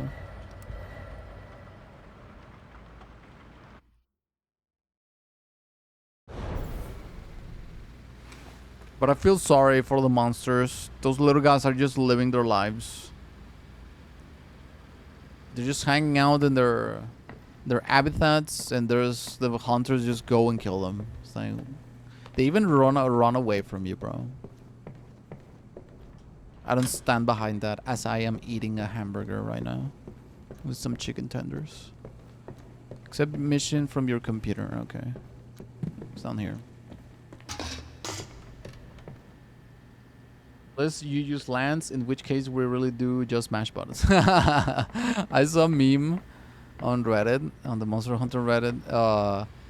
One person was like using the big sword, the great sword, I think it's called, and in their mind was like, oh well, I have to attack here because I have like an opening, and then if the monster does like a tail attack, I can tackle it. Like all this methodical shit with the sword, and then with the lance is like, oh, I'm just gonna poke, you know, poke.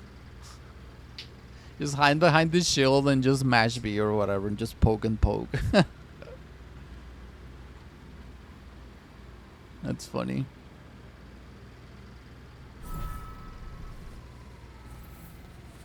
Oh man. Hot take, I don't think Elden Ring was that good.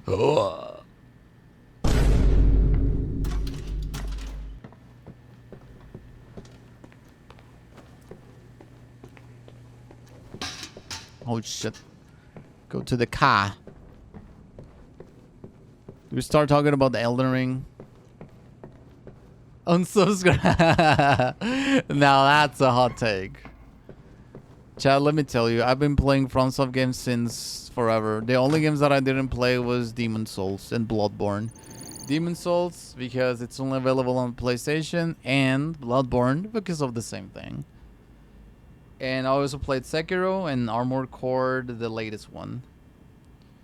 And I think FromSoft, it's better at making linear experiences with semi-open areas than just a big-ass world. It doesn't feel as impactful. That's why. If I have to rank the games that I played, I haven't played Bloodborne, but Bloodborne is still within Long night. FromSoft's old school of way of doing. Don't ask me games. why smart houses began to creep the shit out of me. You start at point saw A, so many you go to weird point things B, all in one but then you place. can branch out a little Those bit, people went explore mad. an area that is If I very didn't well know, crafted, has a lot of mad too. storytelling. Shut up! Has a lot of storytelling, very different enemies that also add to the experience, and then a boss to tie everything together. Elden Ring has some areas that feel like that, but it has some other areas. Most of the areas feel very samey. The tombstone, not the tombstones, what do you call it? The dungeons, the things like the tombs that you go underground. Those things are dog shit. They're all the same. All of them are the same. And the last boss, it can be whatever. And it doesn't tell you anything. Well, like one area that I feel that felt like old Scaring school. one's neighbors to death. The only way to fight these insane housing prices. Oh, what the hell? Wait, is this a... Oh, shit. What's the scary level? Look on. The only area in Elden Ring that I felt that had something Won't going for budge. it was Araya Lucario. That felt like old school Dark Souls. But everything else...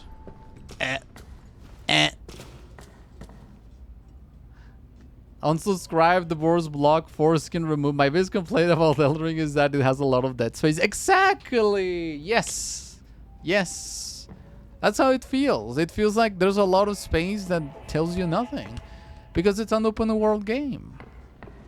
And if you guys have played open world games from Rockstar, mind you, you know, the goats of open world... oh, it's upside down. The goats of upside... Oh, not upside down.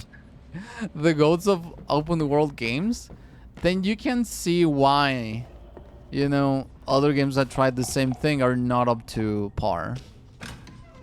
It's like you have been fed the best thing in the restaurant, and then you wanna go and check out other restaurants that are similar, but they are just not up to par. Shit. This job will kill me one day. So it's like, Oh shit. God. It just doesn't hit the same, you know. Alright, I think I'm gonna search for the circuit breaker or whatever. Such a little device. So much carnage. You just turn on the lights. Locked. It's locked. And yeah, I agree that the other FromSoft games are closer to Metroidvanias, and Elden Ring suffers from unnecessary open worlds. Yes, I didn't like the open world in Elden Ring. Although like this game, compared to the other games that are older, obviously the animations, like the flow of the combat, the movement of the characters, obviously this game is just better in that regard, hands down. It's just the production quality is up there, no questions asked. Ah, nice, the living room.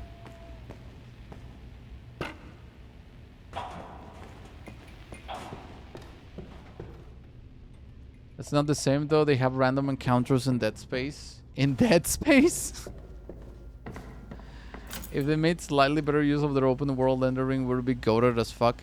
Yes, definitely. That haunted robot vacuum won't Oh, stop look. until I beat the shit out of it. The Roomba. The Pumbaa. Look at this. Nah. Oh shit. It's supposed to be a scary thing and I'm playing this music. Oh shit. Oh, the cat! Ha- Meow meow. Ooh. I mean, the most goated game of all time. Like, it does have some interesting things happening in the open world, but they are like very specific and super missable.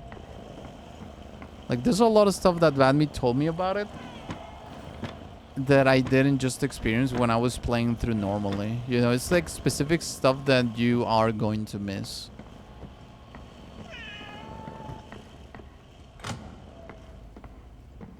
There's no shit. Oh my god. Oh shit. There's a cat here? Jesus.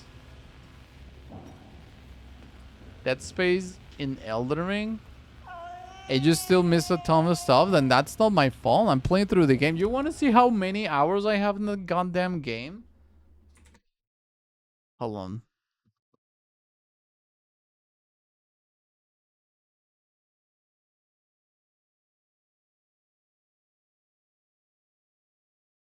Look, I have almost 200 hours. And I miss stuff? Like, come on. And you have seen me, and I have it on stream. Like, I don't rush things and I explore. So you just miss shit because it's like hard for the player to come by those things. And it's made like, I get that some things are there hidden to make it more mysterious, but it has to be very far in between. It has to be special things. It can't be a ton of stuff because that takes away from the experience, you know? It takes away from a rich world full of wisdom and discovery.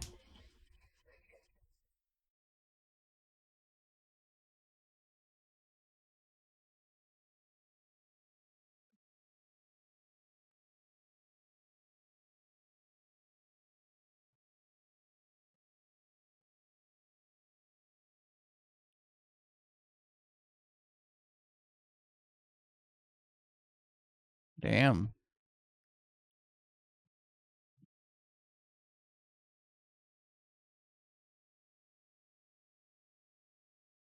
Whoa, look at the knife. Ugh. Alright. Well, let's pick up the body, Grandmom.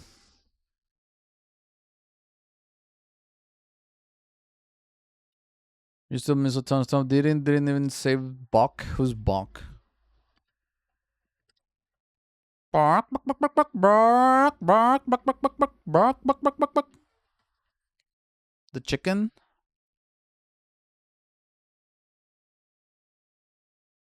Bark, bark, bark, bark, bark, bark, bark, bark, bark, bark, bark, bark, bark.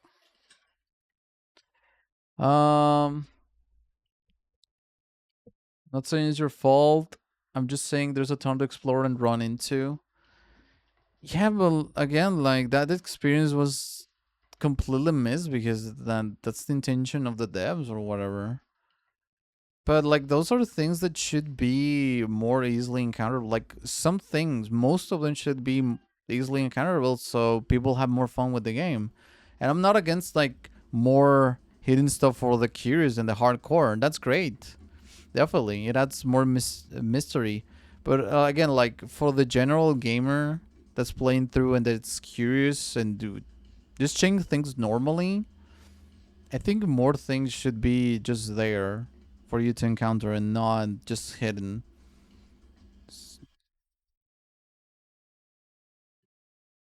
Oh. Oh.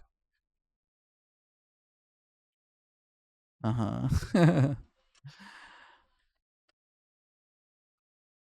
But yeah, that's just my opinion. Elden Ring is fine, but I don't think it's Game of the Year material.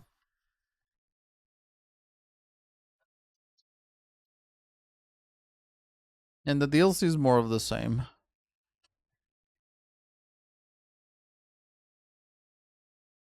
Like the flagship, like the only thing that I remember about the DLC is the Mesmer fight. This is one of the hands down. Like again, at the top of my mind, one of the best fights. Very fair. The choreograph is great. Like it's the flagship title. I mean, fight for the DLC because he's in the cover, you know, of the DLC of the Shadow of the Erdtree.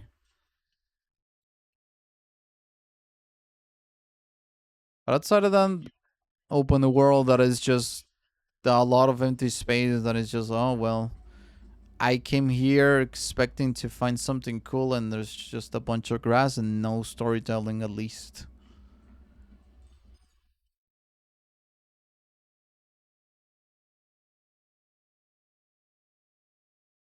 Did I collect everything? I guess I did.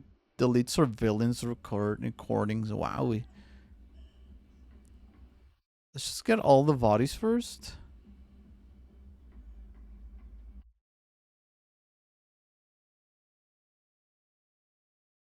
What's for lunch, guys? I just ate, so it was ground beef and some rice.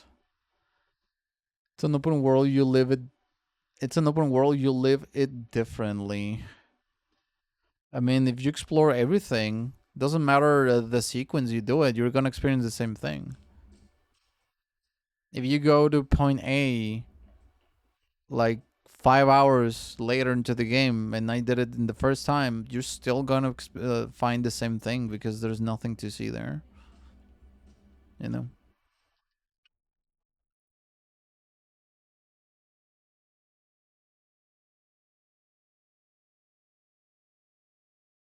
I just want, like, honestly, they like FromSoft shines better when they do more so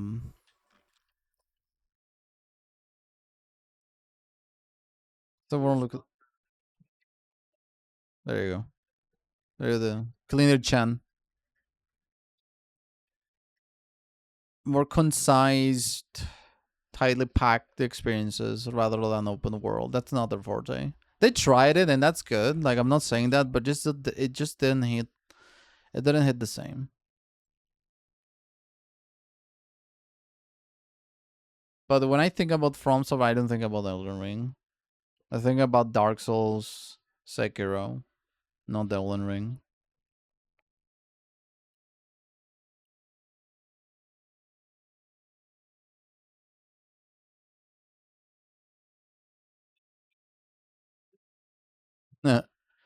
Live Dusty Alone. The fighting wars, the DLC was okay. Mesmer was one of the most fair fights in the DLC. Yeah, definitely. And this is coming from FromSoft.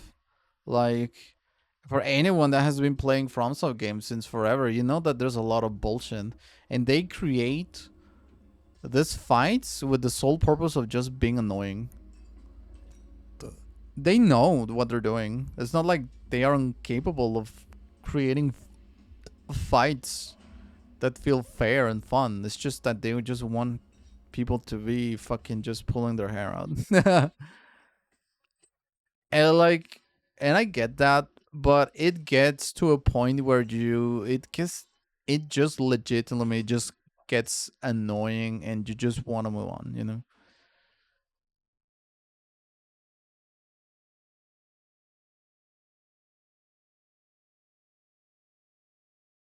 But also, it is indeed satisfying when you're getting close to beating a boss. You see, like, the life bar being like a quarter of the total HP. Like, your heart and everything, your adrenaline spikes up. And that feels cool, honestly. And when you deliver the last hit, it's like, oh, you know. The entire tension of your body just leaves. And that's satisfying. Yes, it is. So there's some merit to it. Some sort of answer, but you go to point 8 because something tells you to go there. There's people who don't do that to explore. One thing Elden Ring did well with their open world was the painters. We needed more of the painters. What is that? I didn't fight the castle till Sound was explored. The castle where you fight Relana. The painters? I don't remember what that is. Mesmer is hardboard fair. Yeah. Yeah. Yes, it is. Oh, got the wrong. Oops, there you go.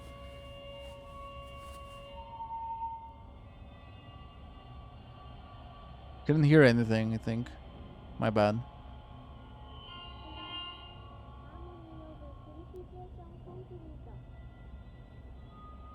Mesmer is hard as fuck, but fair. Sometimes we get Mesmer, other times we get Consort. Oh, Radahn, release Radahn was one of the most absolute dog shit fights. I think it's the worst fight in the entire game. Margot, oh, for the base game.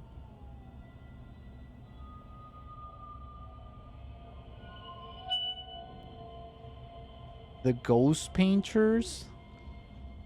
Let me look it up because I cannot recall.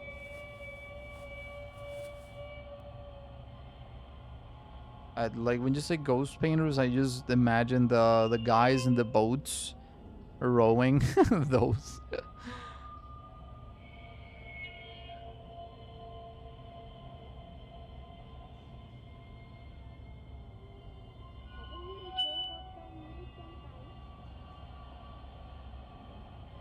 I mean the frames, the paints, the paintings that you see like randomly in some areas, those. I'll be honest, I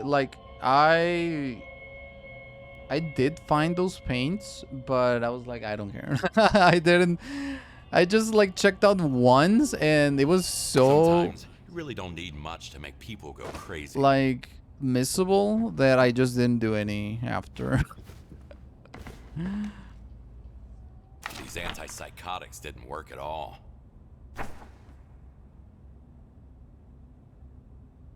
There's like a painting in a shack, and you look at it.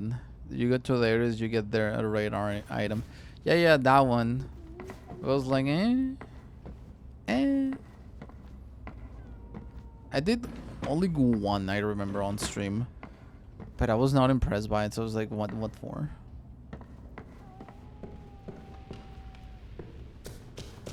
Is Cleaner Chan done? Yeah, Cleaner Chan is done. Be gentle with all you.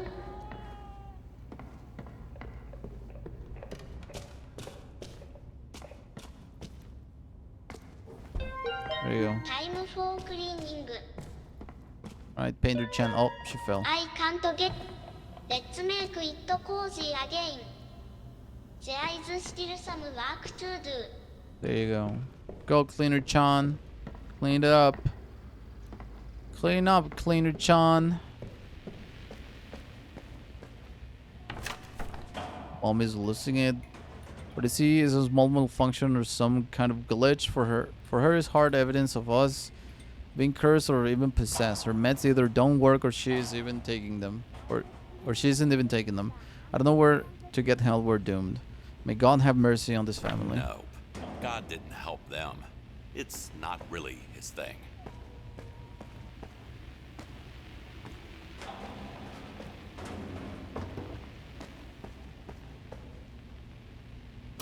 Whoa, easy. Oh my god, all the mess. Shit. The speakers. So someone just was planting all the speakers to make it seem like it was haunted, huh?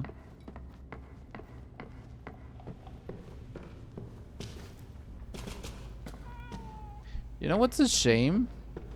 like the Night Rain game DLC or whatever that's coming up for Elden Ring, and there was never a demo or a beta or whatever The devil's work.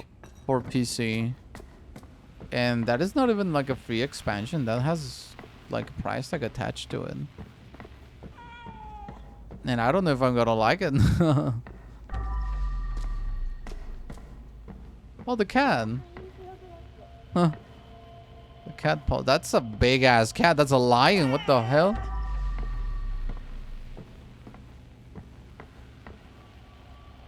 Oh, there it is. All of them nice.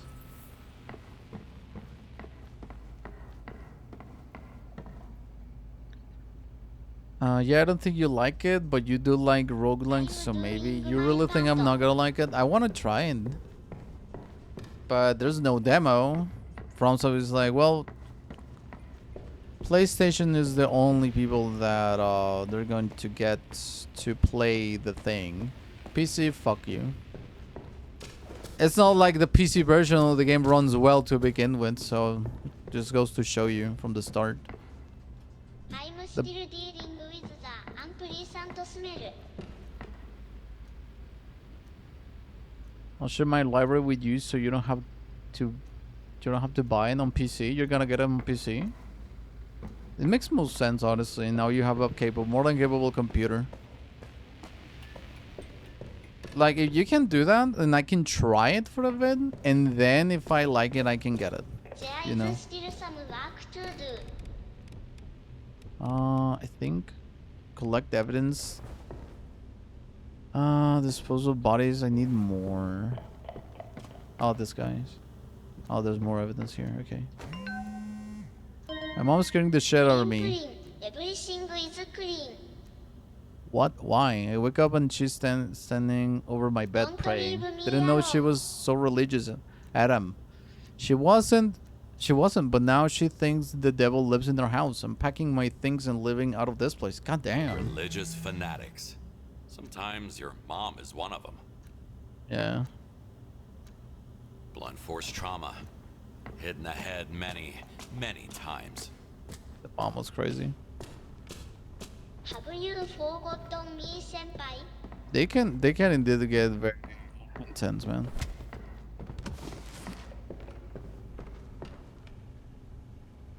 I'm getting it so I can play with Jack, a capable computer with audio issues. Do you get the crackling or whatever? But that's on OBS. But do you get the crackling Take in good general? care of me. Time for cleaning complete. Don't leave me alone. I like when. Let's make it cozy again. Ooh, the cockroach is I'm disgusting. still dealing with the unpleasant smell.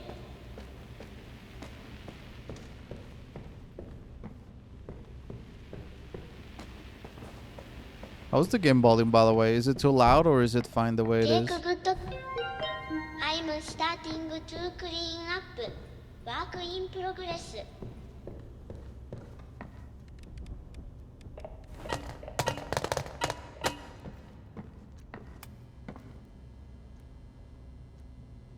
Sounds good? Okay, thank you. Game volume is good. Thank you, guys. Thank you, thank you. If my voice is too low, also tell me. If the game is too loud, well, you can also tell me. But I want the voice to be louder than the game. Still dealing with the. And the music, ouch!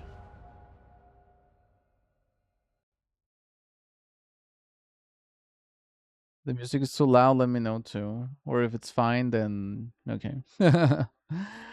Just super picky about it.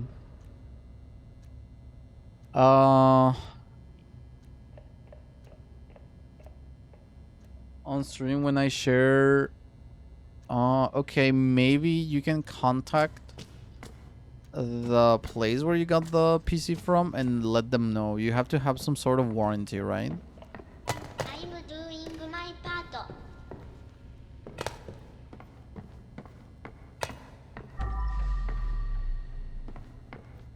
The cat paws. You cockroach. Oh shit, the head.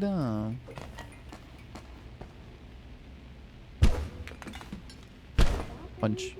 Oh, the rat.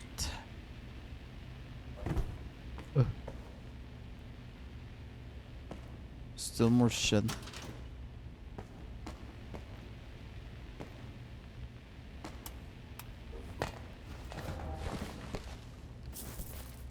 Oh my god, hold on.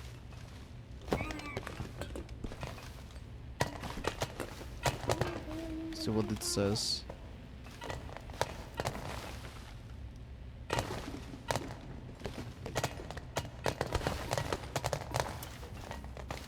Shit.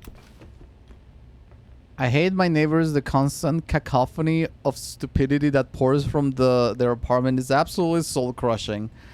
It doesn't matter how politely I ask them to practice some common courtesy. They're incapable of comprehending that their actions affect other people. Sack the paterno. This is the actual dev just complaining. Ouch. Complaining about his real life neighbors. Oh my god. Look at the head. Yeah, thank you for the hydrate.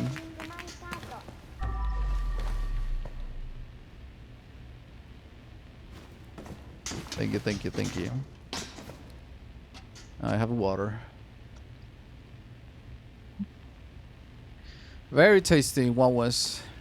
All right, I'm just looking for the evidence before I continue. Work in progress. The eyes cast a shadow. I don't know. Seems like that's it. But it says collect evidence. I'm missing 2 pieces of evidence. Of evidence. Everything is clean.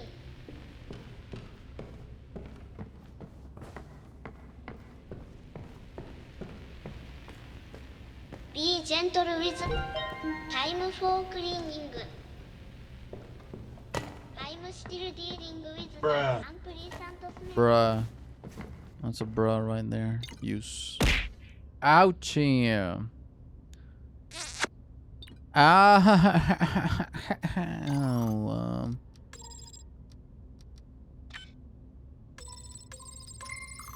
nice. 7, 9.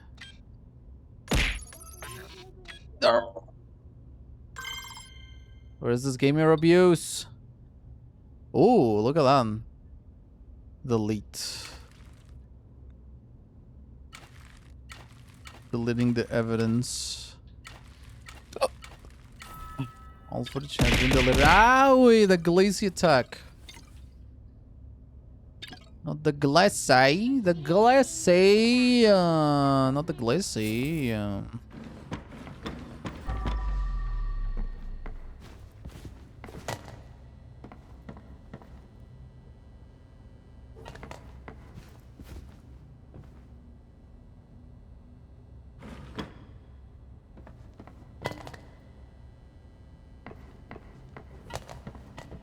I'm doing my The part. bloody paws.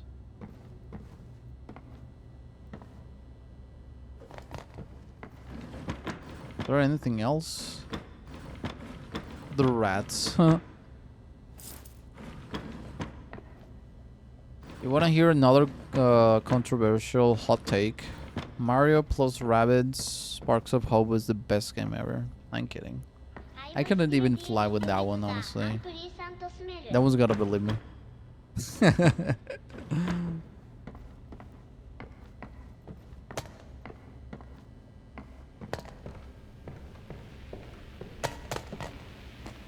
What's fun is that it's like that's a Ubisoft game and it feels like they has more care. Ouchie! Than freaking that's fucking crazy. It feels like it has more care than like other bigger projects. Like the director, he was in tears when he managed to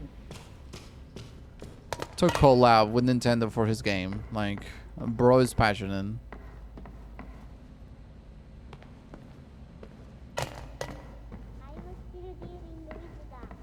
Shitting the bed.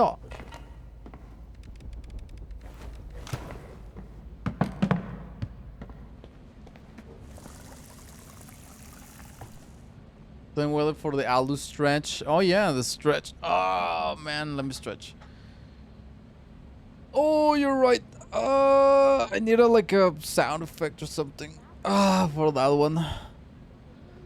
But oh, I needed it. Thank you for the stretch. Oh man, stop shrimping and just extend the back. I don't know what would I do for the stretch redeem, like an animation or something. I don't know. Stretch. And which one do we use? Surface area resistance. This one.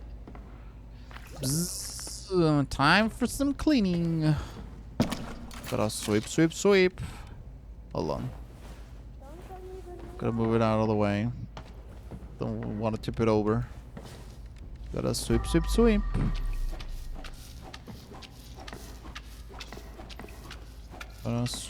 sweep.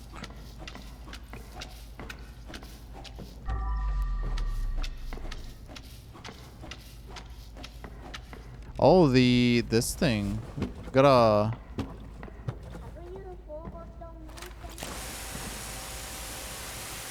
We got an upgrade for this shit.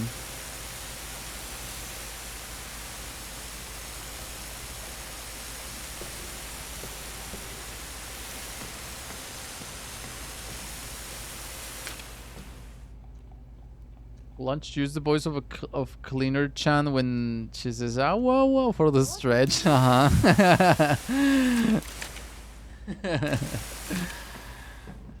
I gotta look for the files within the game and then just download. Just move it.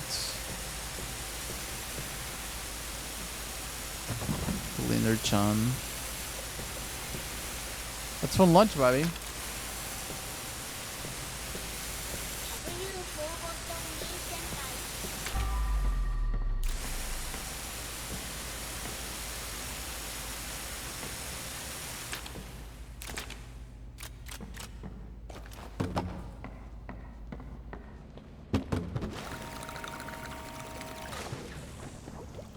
Have you guys eaten something yet?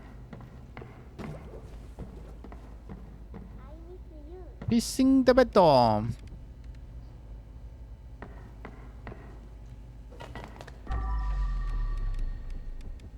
think like the pressure washer kind of trivializes the mop and the sponge. Look at that.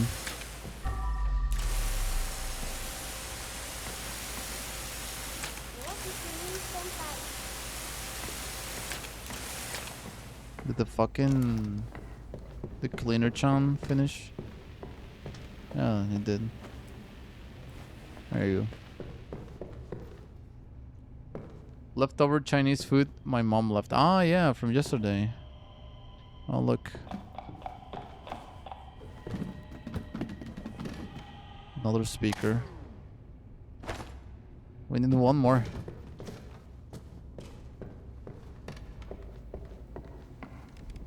Just use the mop, why not?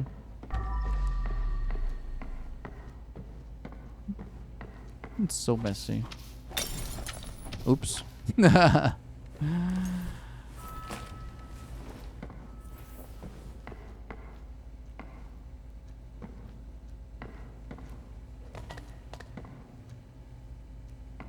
a toy.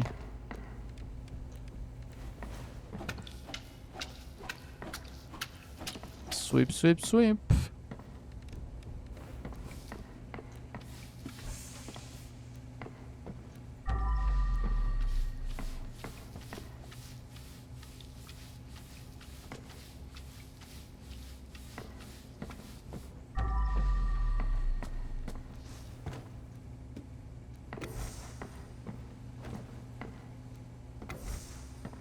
Oh, so that one's not dirty?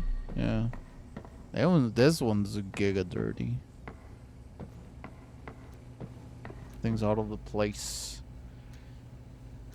Gotta sweep, sweep, sweep.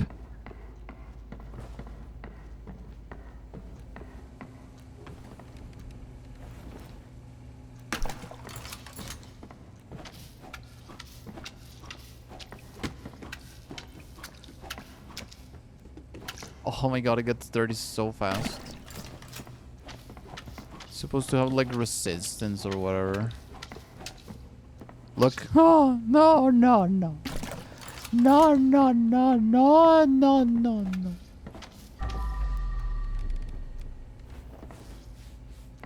On. Is this thing die? It is. Alright, you know I what? can't put it back like that. Yep, I'm gotta clean it. You know what? I'm gonna take care of the furniture first. And then just leave everything clean, furniture-wise. So this is not like in the way.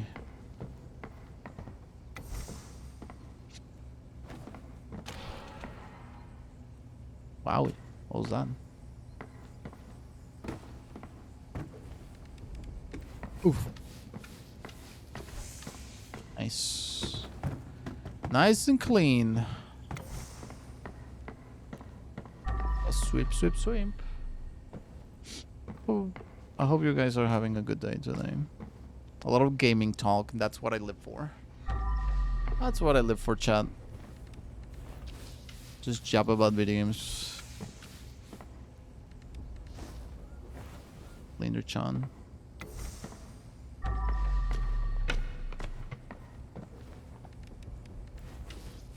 But tomorrow I go back to work. I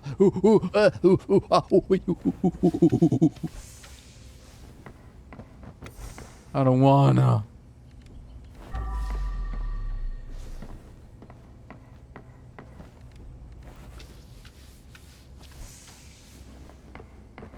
You know, I've been thinking about like content creation as a living and like where would I be?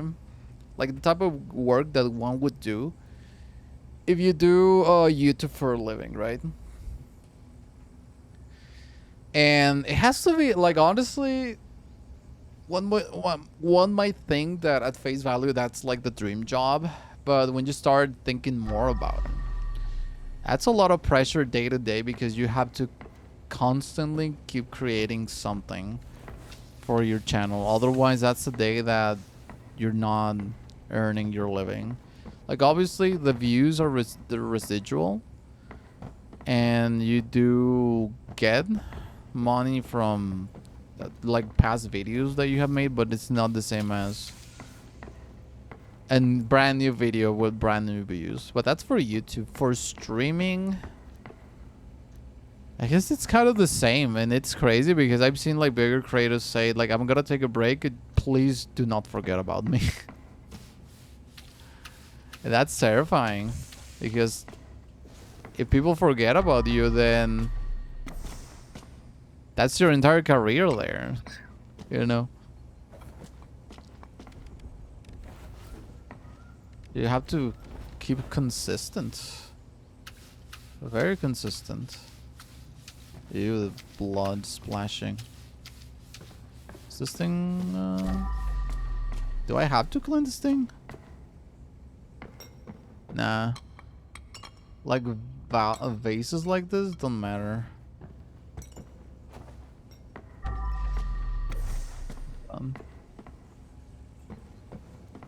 And the good thing about having a 9 to 5 or a regular job or whatever is that even though like today, even though I'm not, it's my day off, you're still earning money, you know. It's paid, which is great.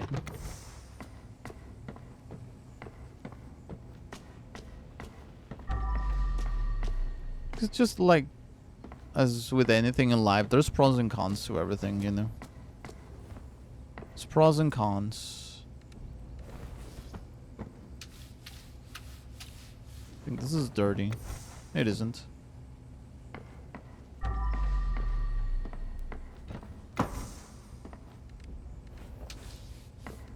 Pros, coaches and coach.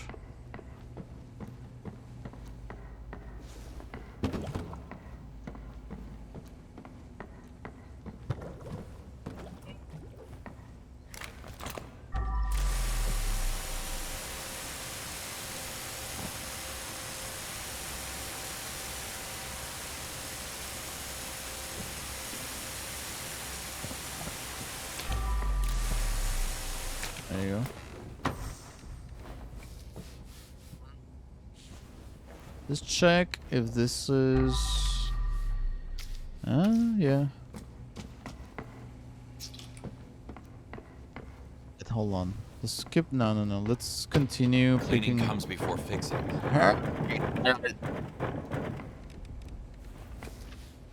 Skip cleaning this. Yeah. Let's continue with the. I should clean it first. Let's continue with the regular game plan. Let's pick up all, clean and pick up all the furniture. This is doors just the were floors locked, so and she walls. must have trashed the place herself.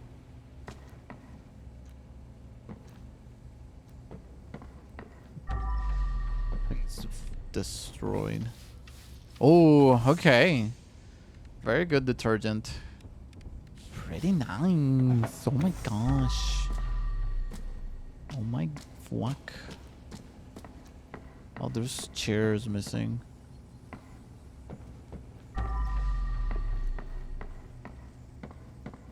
It's the chairs, by the way. No, little stove guy. Stool, I mean.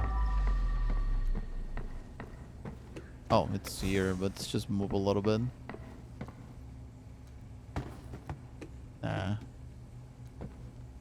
Missing one chair. If it's like this way, but we can't see anything because it's dark as heck. Yep, there it is. Stepped over. Nice.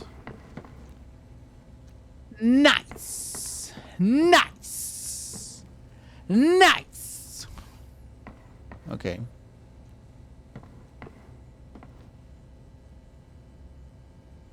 Oh.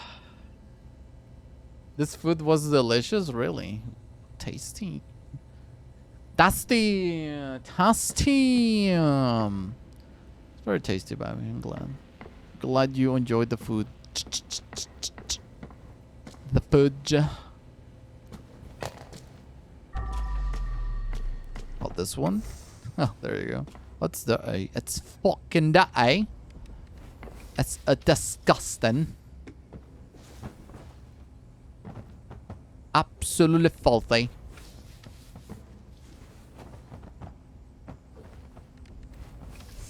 There you go.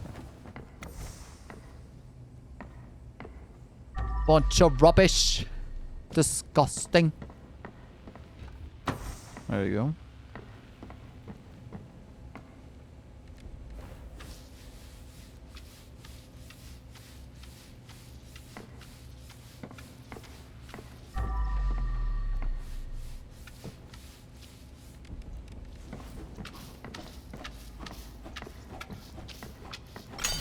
No. Oh my god.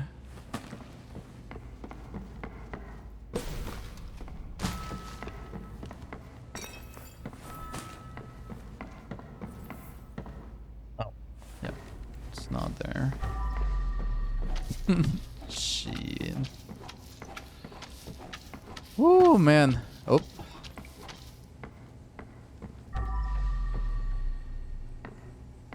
The table is all crooked, right?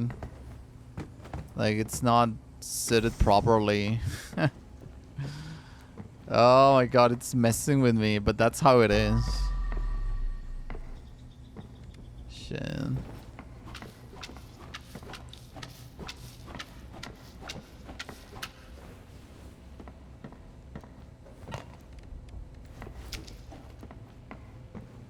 Oh, here it is. Whoop.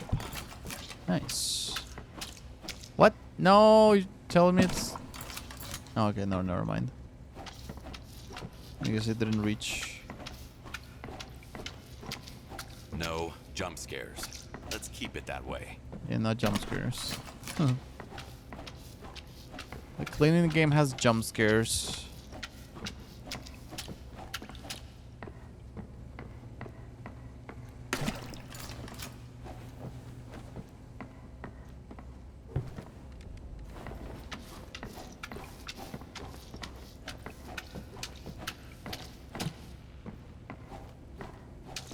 Alright. What's the A? It's absolutely filthy. Oh, I can use 2 detergents. I forgot about it, yeah. Water bucket release.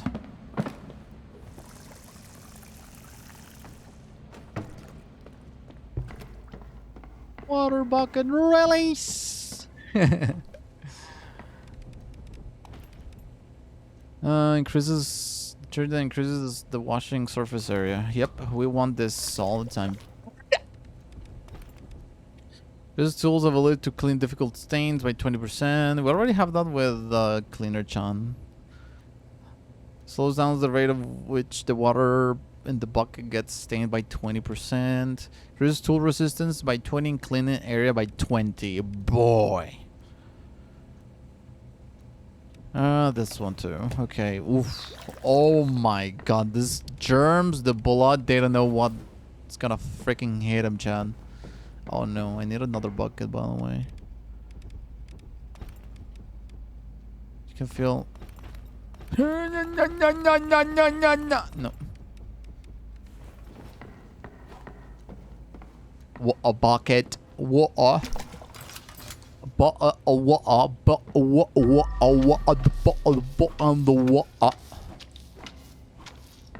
a bucket. What a bucket into the water. Oh my god, fucked up. The water, oh my.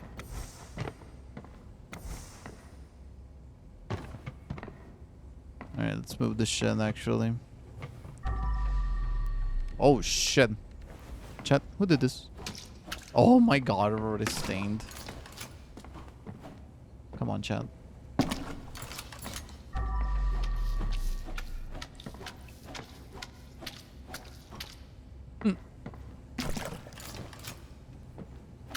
The ball. Oh shit.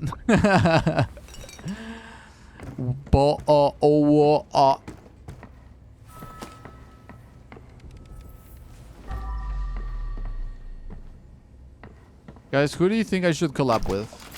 Do you have anyone that you would like to see the crossover of the century?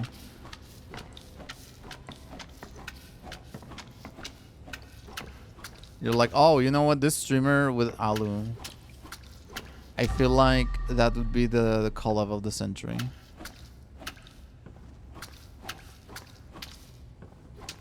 And then we can play Among Us together.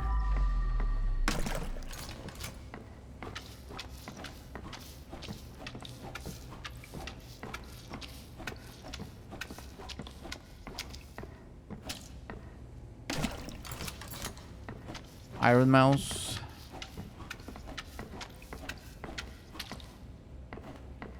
It's just business. No. Oh, okay.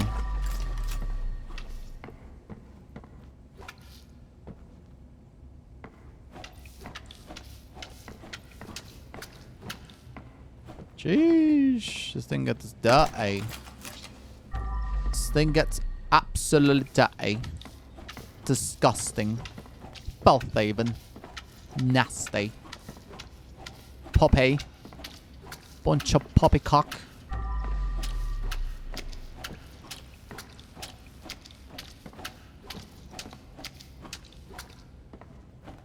my god, the stupid boss or vase or whatever.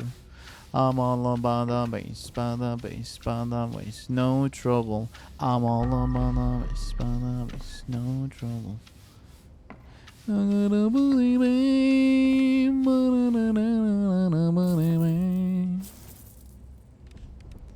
Baby told me that I'm not cultured in music, but listen to me singing like every stream, brother. Like, come on, man.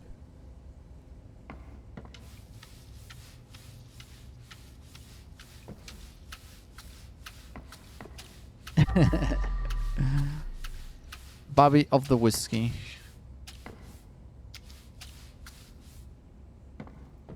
Never said that. You said I listen more music to you and you don't know anything and you are a G word. And like, she called me the G word.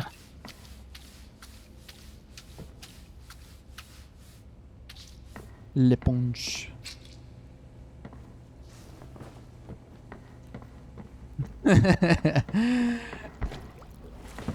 Now, would you brag about you listening to more music than I do and not knowing or something like that along those lines?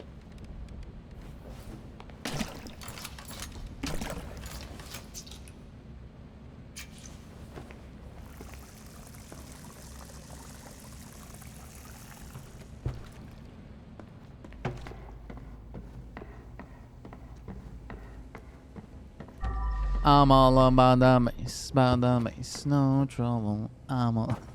The most normie shit ever, huh? I was thinking the other day.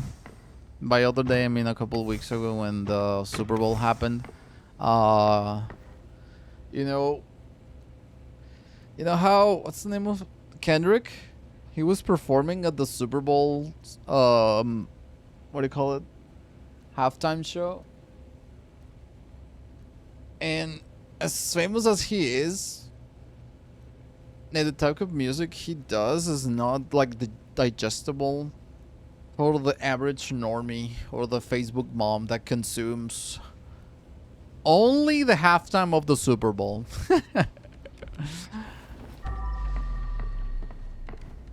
Because they were like, oh, well, this sucks. And you would expect, like, Martha, 45 or 50, to be like, what is this music? It sucks. And I was thinking, like, if you want to be, like, a people's pleaser with that type of stuff, for the vast majority of people, you just have Bruno Mars on everything. And you just gotta please everyone. Right?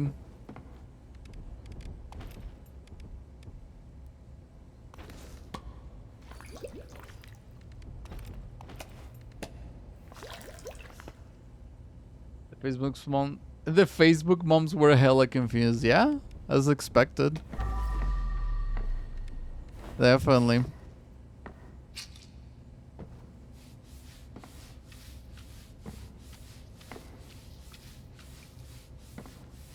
But that's generally not the type of, like, the Facebook moms are the type of moms that they go to the movies and watch the Minions and all the pop music that they play in those movies is the type of music they like, because it's very general and safe.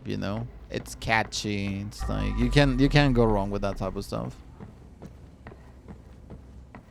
So having Kendrick, that's only a certain amount of people.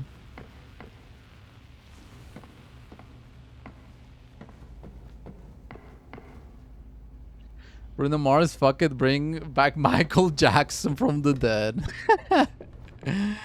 The funniest thing is that they were memeing exactly that same sentiments, like, oh well, like the boomer from the 80s that dresses like this, saying that Michael Jackson had the best halftime intro. It's like it's like, yeah, that's the type of person that you would hear something like that come from.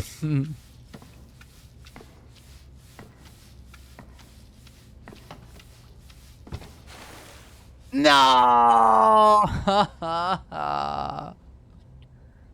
Oh my god. This is your fault, guys.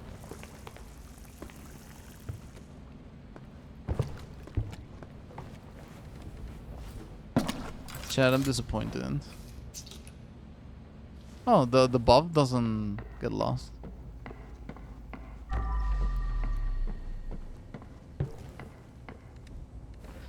And if the... Oh, no. We lost it. If the world is ending, I wanna be next to you. I'm just the coacher. I'm gonna shed the bed. Okay, in the other room.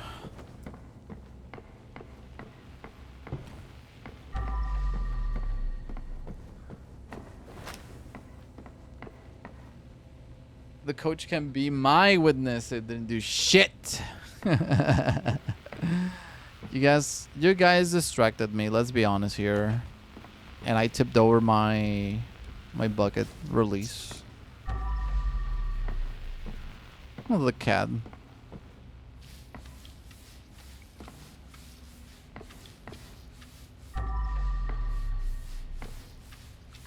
And yeah, y'all can't deny that Bruno Mars has some catchy songs, alright? Like that one, and then the other one. Ah, pati, apate, ah, pati, apate, ah, pati, apate, ah, pati, apate, ah, pati, apate, ah, pati, apate, ah. Don't you want me like I want you, baby? Don't you need me like I need you now? Sleep tomorrow, but tonight go crazy. All you gotta do is just meet me at the apati apate apati apate. I've got a hunch on who the family favorite was. Gotta give it to him, it's catchy.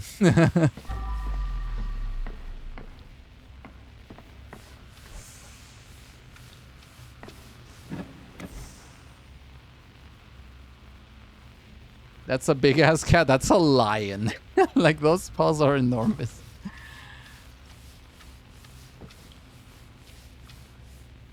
Gamer, you're great. Pandakochi. How so? So this confirms that Barry Whiskey likes Bruno Mars and his music. Because I'm singing Bruno Mars.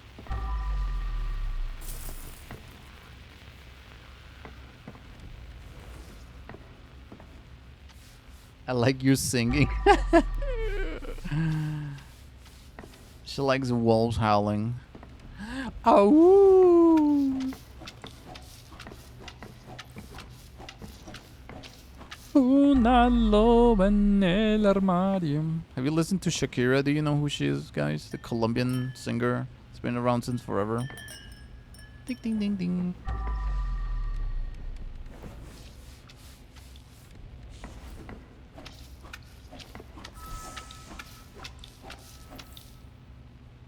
Why you confirmed to be a Facebook mom makes sense. I'm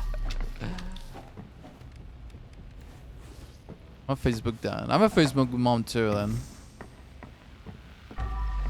Like I go crazy for the meme movies, bro. That is cursed.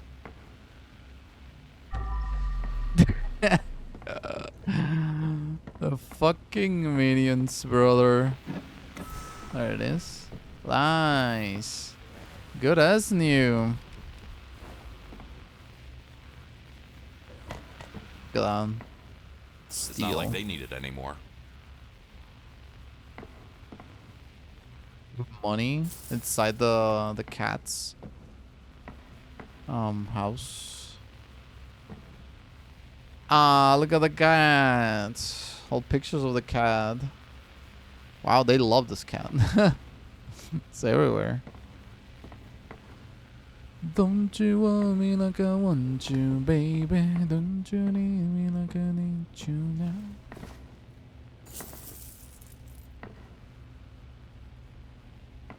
now?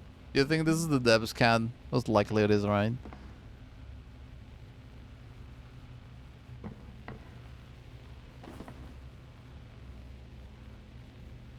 The Minions meme, but they made Pop pregnant.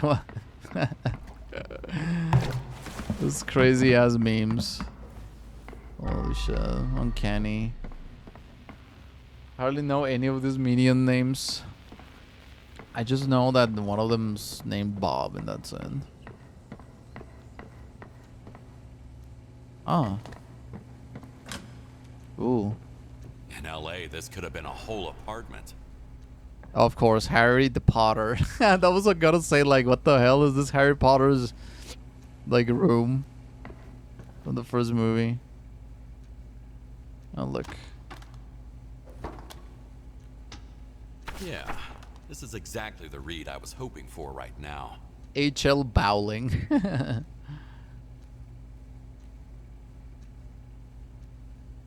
Harry Love Bowling. Master Potter recounts his remarkable journey from humble beginnings to acclaimed artisan in this autobiography. A backbone only audio. Did you get te regañaron? Berated? Don't you want me like I want you, baby? Don't you need me like I want you now? Sleep tomorrow, but tonight go crazy. I'm gonna copyright my stream, brother.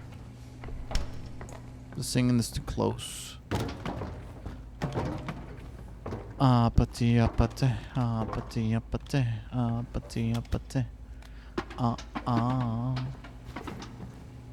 Red hearts, then in the man.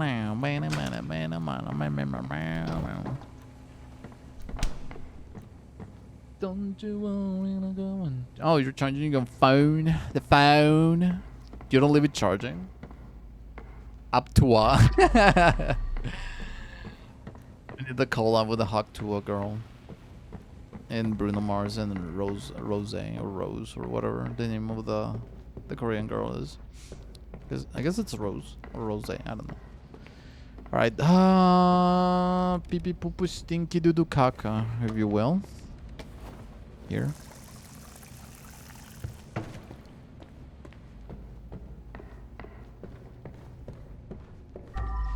Whoa! Whoa! That's pretty nasty, mate.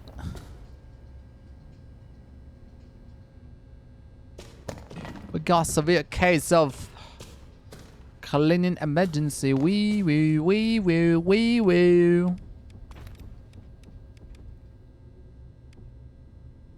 Wee woo, wee woo, wee woo.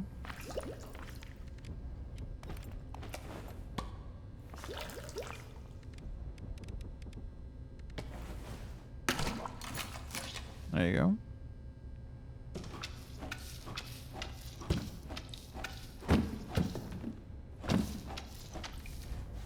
Hold on. Can I just take these out? These are awful. Wee woo, wee woo, wee woo. The Aptua. Oh my god. I'm having fun enjoying this game, honestly. It's just chill. And you can just, you know, be yapping about anything else. I like this type of games. Better than Monster Hunter for real, on god, no cap on a stack. Stay mad trolls. Stay mad haters. I'm kidding. Unless.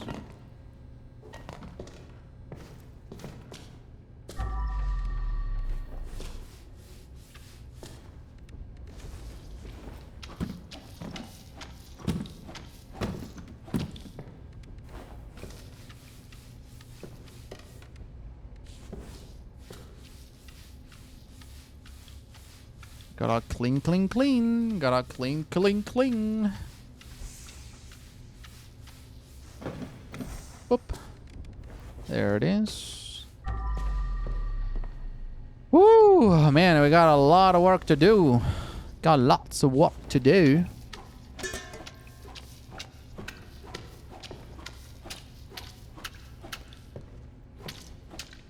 You know, like having a second bucket, I think it's actually... I think you could cheat, you know, having like an infinite amount of clean water. You have a second bucket where you're just cleaning the mop. And then once it's clean, you dip it in the water with the detergent, right? And it's never gonna get stained because it's already clean. You're just dipping it in the detergent. Does that make sense? Does that make sense? Let's try that. If we pass this level.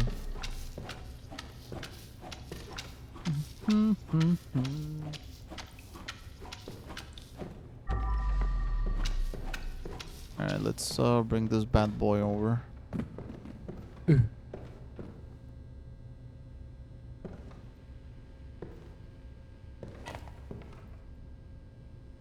Boom bada bada bada boom bum gum gum boom bada bada bada do dum gum gum boom do do do do do do do do do. The fucking song always reminds Definitely me not God's work. of that episode of Futurama.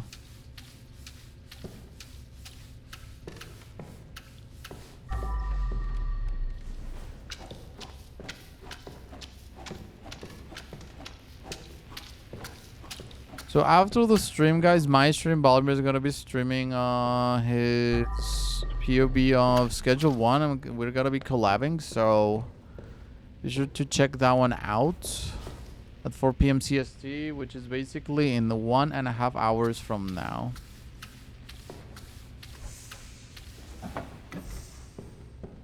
So you know.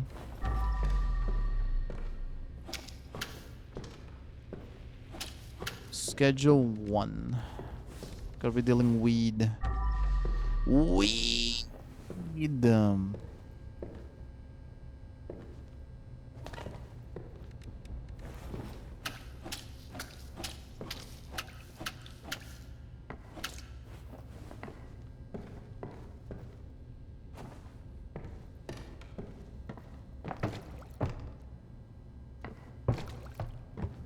Shit.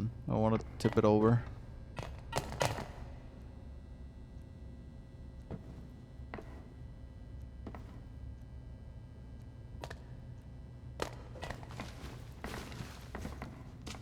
So dark. Someone turn on the lights.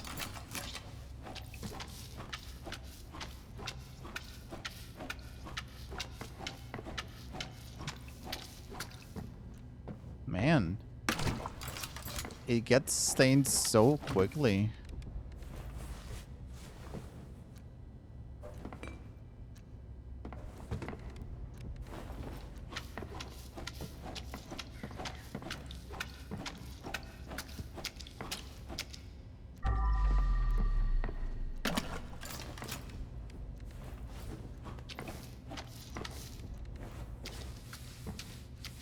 Gotta clean, clean, clean. Okay. Gotta clean, clean, clean, clean, clean, clean, clean. This thing won't get clean. Come on. There you go. Nice. Right, little guy. Boom. Gotta sweep, sweep, sweep.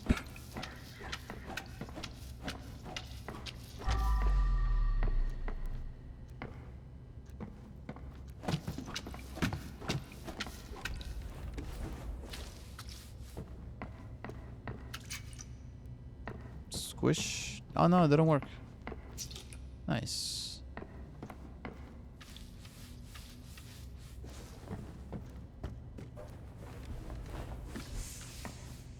Okay, here. And we need the other thing with the sponge. Yep. No.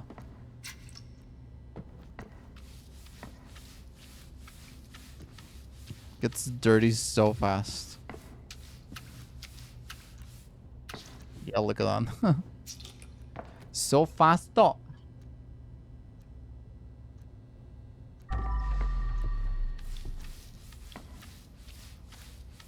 Imagine cleaning a bed like this with a sponge that's all wet. Yeah. Yeah, you're not gonna like that. You're not gonna like that. Oh! Oh my god, all these bottles. I think I'm just gonna break all of them. Just to get them out of the way.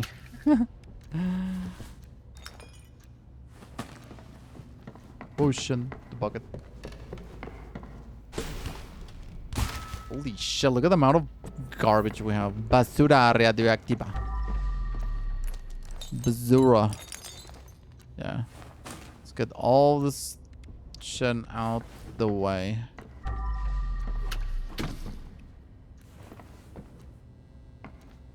Oh, there it is. Nice.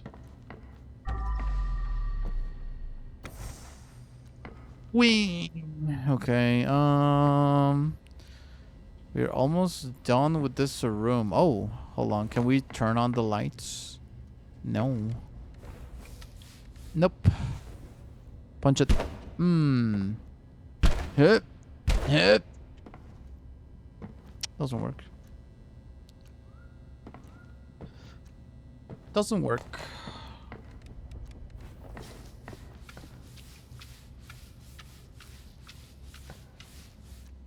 Wowie zowie, look at this. Man. It's a little bit dirty. And completely stained. Like detergents, man. Like we need heavy duty stuff here. Call the boys. We need some backup.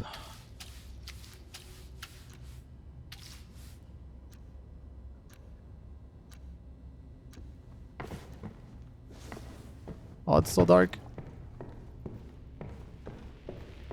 Water bucket. Release.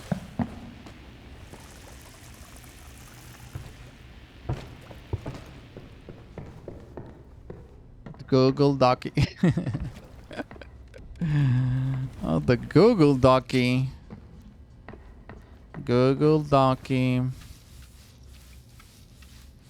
Oh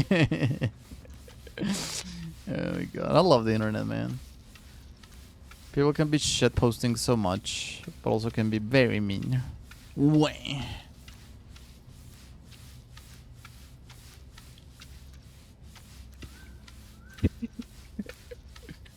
Like shit just aligns perfectly, just for people to be shit posting, honestly. Just gotta clean it like this. Gotta Google Doc it like this.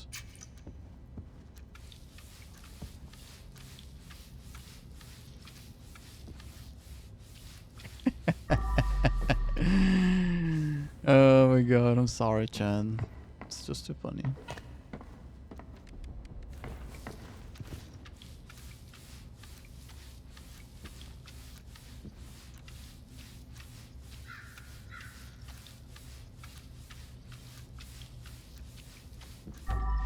Alright, I think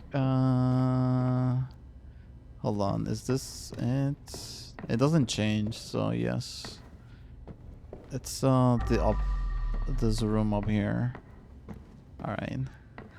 Alrighto. Like nothing happened.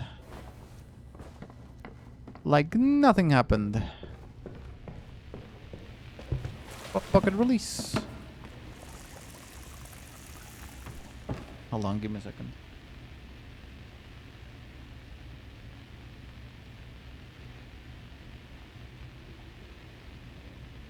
Alright. Whoa! What happened here, boys? Blown right open. Must have been a heavy caliber. Painted the walls red.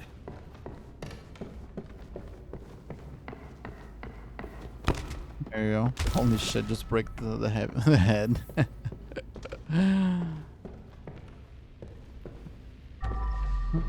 Oh, I didn't see the freaking thing.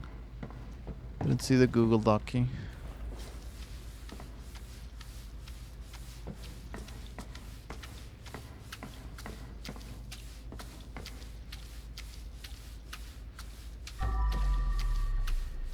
Sorry, hard stains. Think we need cleaner, Chan. I'm starting to clean. Let's make it clean, clean. Everything. Wow. She was bullshitting. This is 100%. But it's not clean the 100%.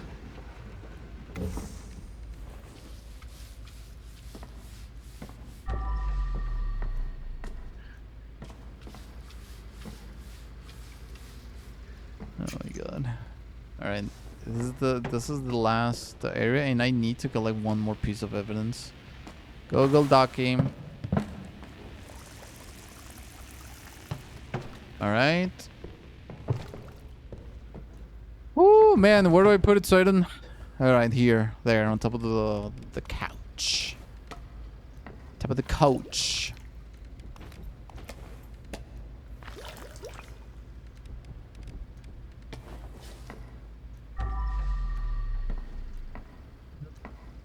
Okay.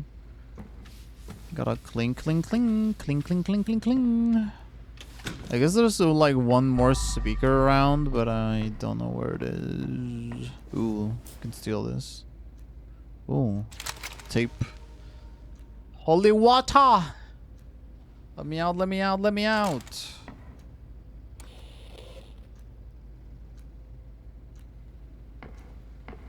The what?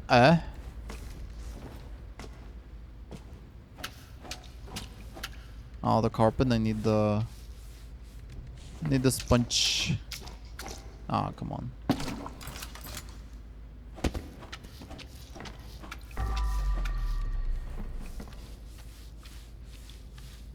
Google docking.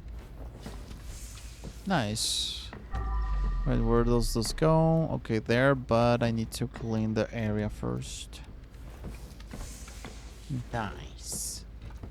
Interior design is my passion.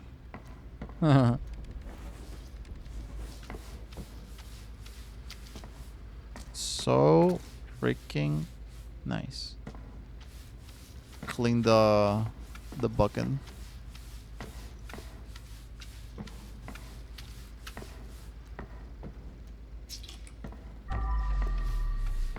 Man, I really want to watch the Minecraft movie again. Holy shit. It's so fun. Especially with all the shit posting online. It's like, it just makes you want to go watch it again.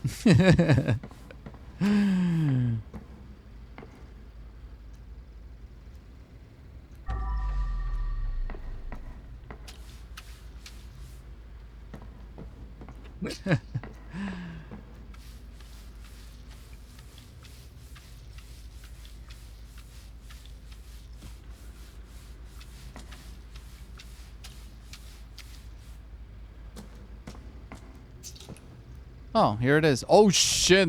A whole ass shotgun. Barrel's empty. Whoa. Ooh, look at this. Shotgun. Damn. Oh.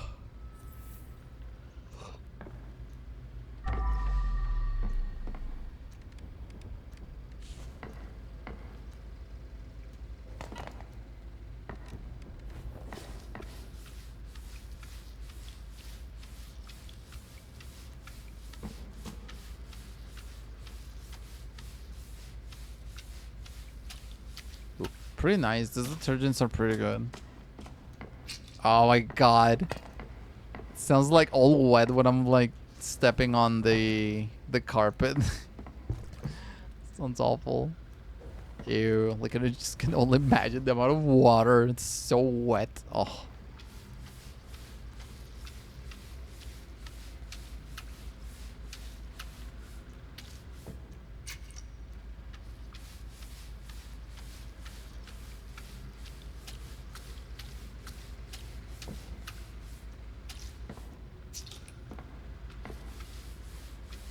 What am I doing? Why am I the floor, for God's sakes? Should be using the mop, not the sponge. But it worked pretty nicely, so hey, it works.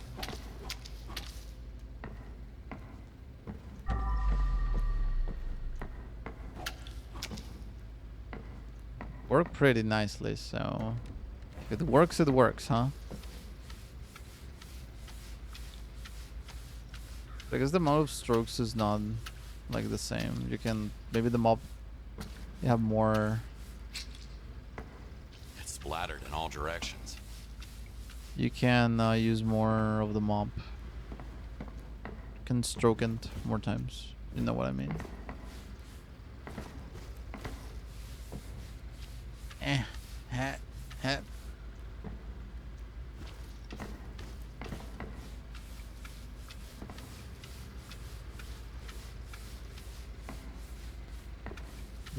Docking.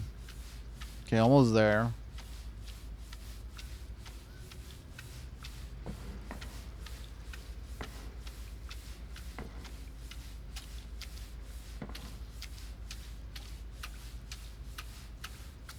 Damn, this shit won't come off. I need a little stool or something. The deployable stairs. Those help, but I didn't buy it yet, so. Oh, good old mop, yeah. The good old reliable. Here, full of this is enough. Okay, this one's fine. Because I guess I could have used the couch. I'm short, man. At 160, okay. Small guy. I'm just a little guy. Little guys, little guys. Okay.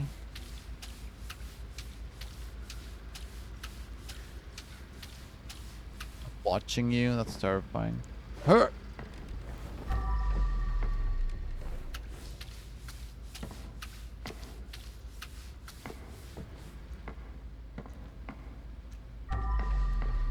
Oh, that a room with a cat. Okay.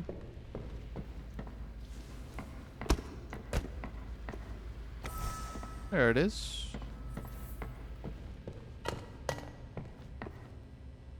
And get rid of the trash. Sleep soundly. Ooh. Ooh.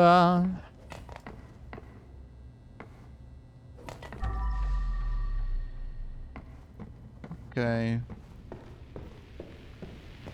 Oh, this is trash. Okay. This. Whoop. Nice. Nice. Nice. Nice. Nice. Nice. Nice. Nice. Nice. Whoop. There we go. There we go. Perico. There's my Google docking. Lacubate. Oh yeah. It's waiting for me on the couch, just sitting there. Ah, fuck. Okay, whatever. We're almost done, so. Oh, we did it. Okay. Nice. Leave the crime scene when you're ready. We did it. Yep. Bye. Nice this. Let's go. Like nothing happened. All is good and well. Look at that. Just a normal house. Just a regular house.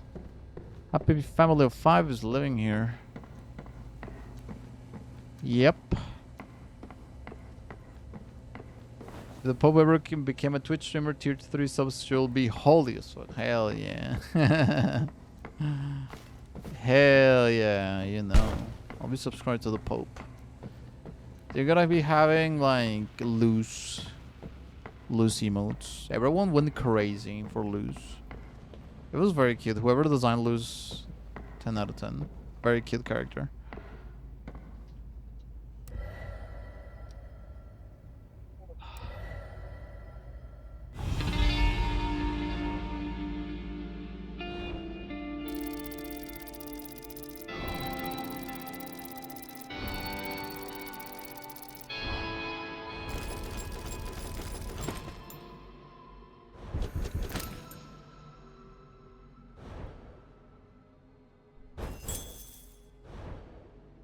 Google Docky.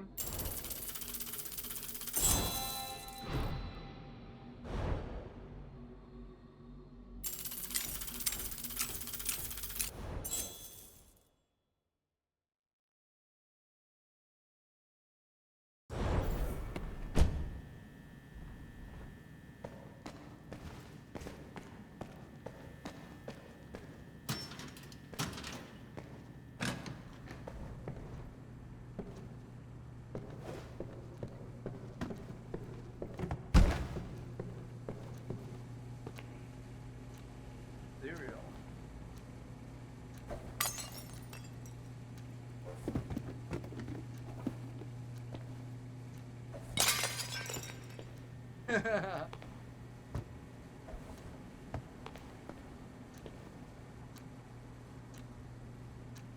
Oh shit, do you see this?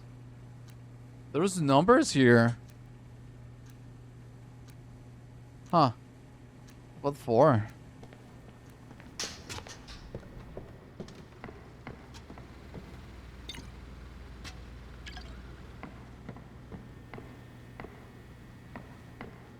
There's a save or something here?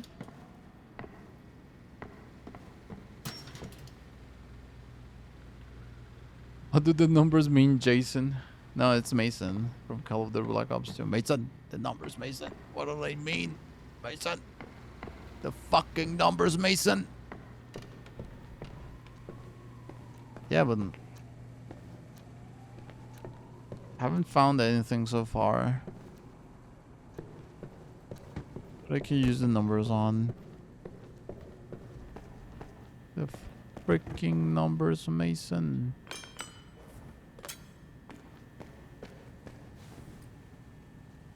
Been so long since I play Call of Duty.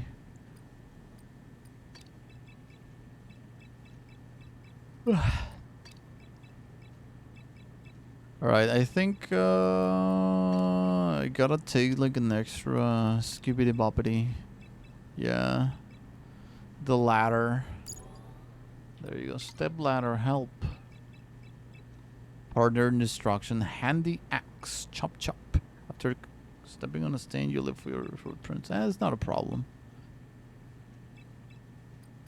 That is not a problem. An additional bucket. The bucket holds 25% more water.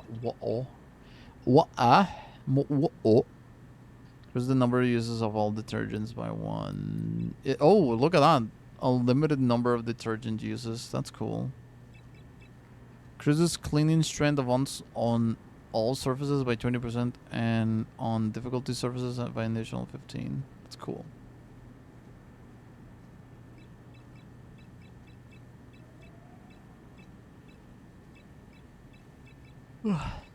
Ooh, 3 detergents. Increases maximum number of combined garbage bags. Oh, really? You can have multiple at the same time? The pressure washer. Yeah. What's up, dog? Increases all stats by 30. Yeah.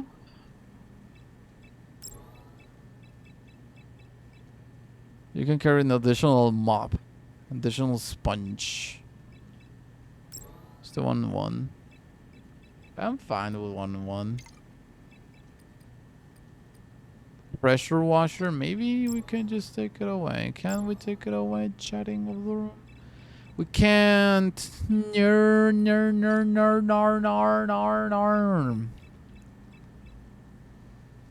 think an additional lamp, or maybe this one, rechargeable flashlight that you can carry strapped to your body. Ooh. Ooh. Ooh. Ooh. This is fine. Just go to bed. Honk mimimis. Oink mimimis. Mateo's Pizzeria. Gentlemen, Whoa. Big Jim. That is We've loud. let him do whatever he Chill. wants for far too long. Fuck yeah, it's time we teach this motherfucker who real. Did someone call for Big Jim?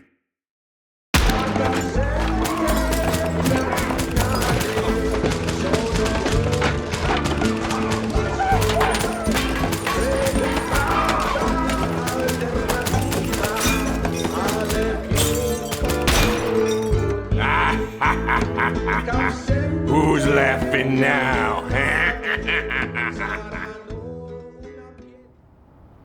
Thank you, game, for blowing our ears out. No, please, please. I swear. Why is this I so won't tell her. loud? Too Oh, shit. much talking.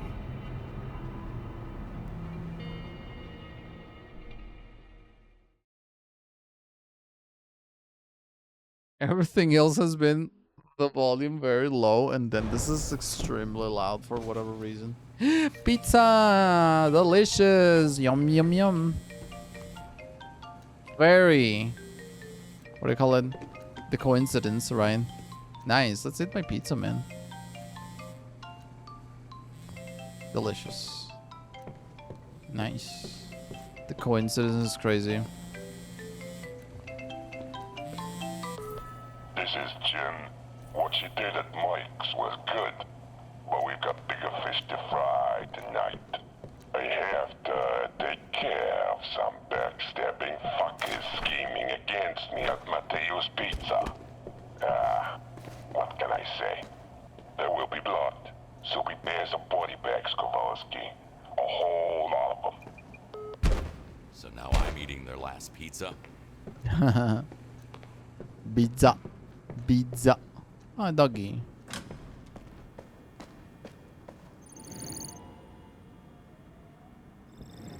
Accept your mission in the computer. Okay. Oh, this is not it. This is not it. I don't know my own house, bro. Wait, hold on. What does it say? Exist to be happy, not to impress. Oh my god, the vibes, the Facebook meme vibes, brother. They're immaculate. Hi, Dad.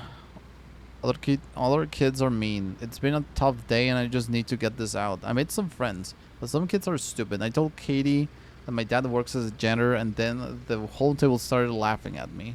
It was so mean. Everyone was mocking me. I was so done with it that I just had to leave. But don't worry, Dad. I know you work really hard and I'm glad to be your daughter. Please give Dexter a nice treat from me. Love you. Aww. Those kids are pieces of shit. 11,000 is the payout for this one. You did great at Mike's Wellness Center, but that was just the appetizer compared with the next task I have for you. Take all the supplies you need and head to Matteo's Pizza. Expect a freaking bloodbath. Wow. The Italian job. Shit. Don't like this. I hate this job. Crashing out.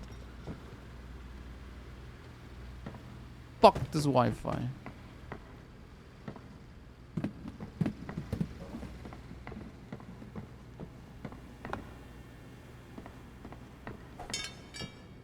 No? Okay.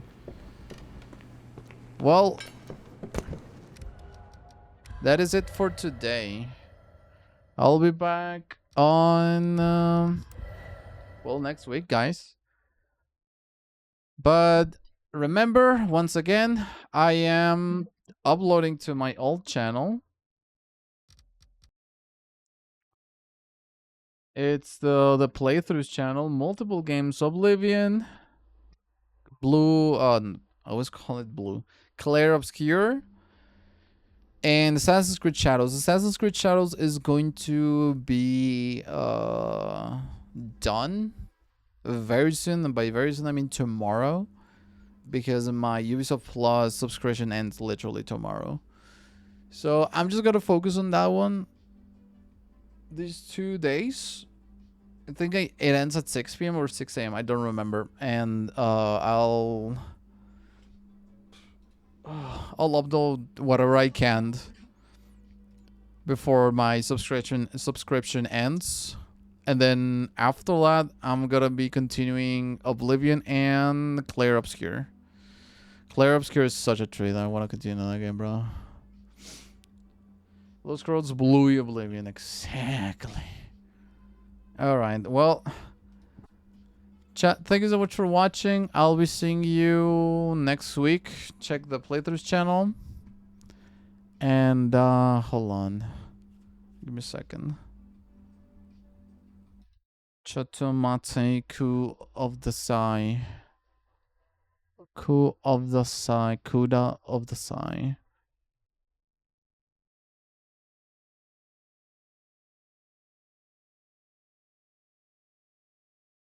Seems funny. Crime scene cleaner.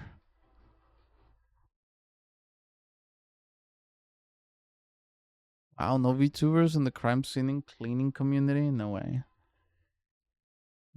No way. No way. No. Well, no crime scene cleaning with VTubers.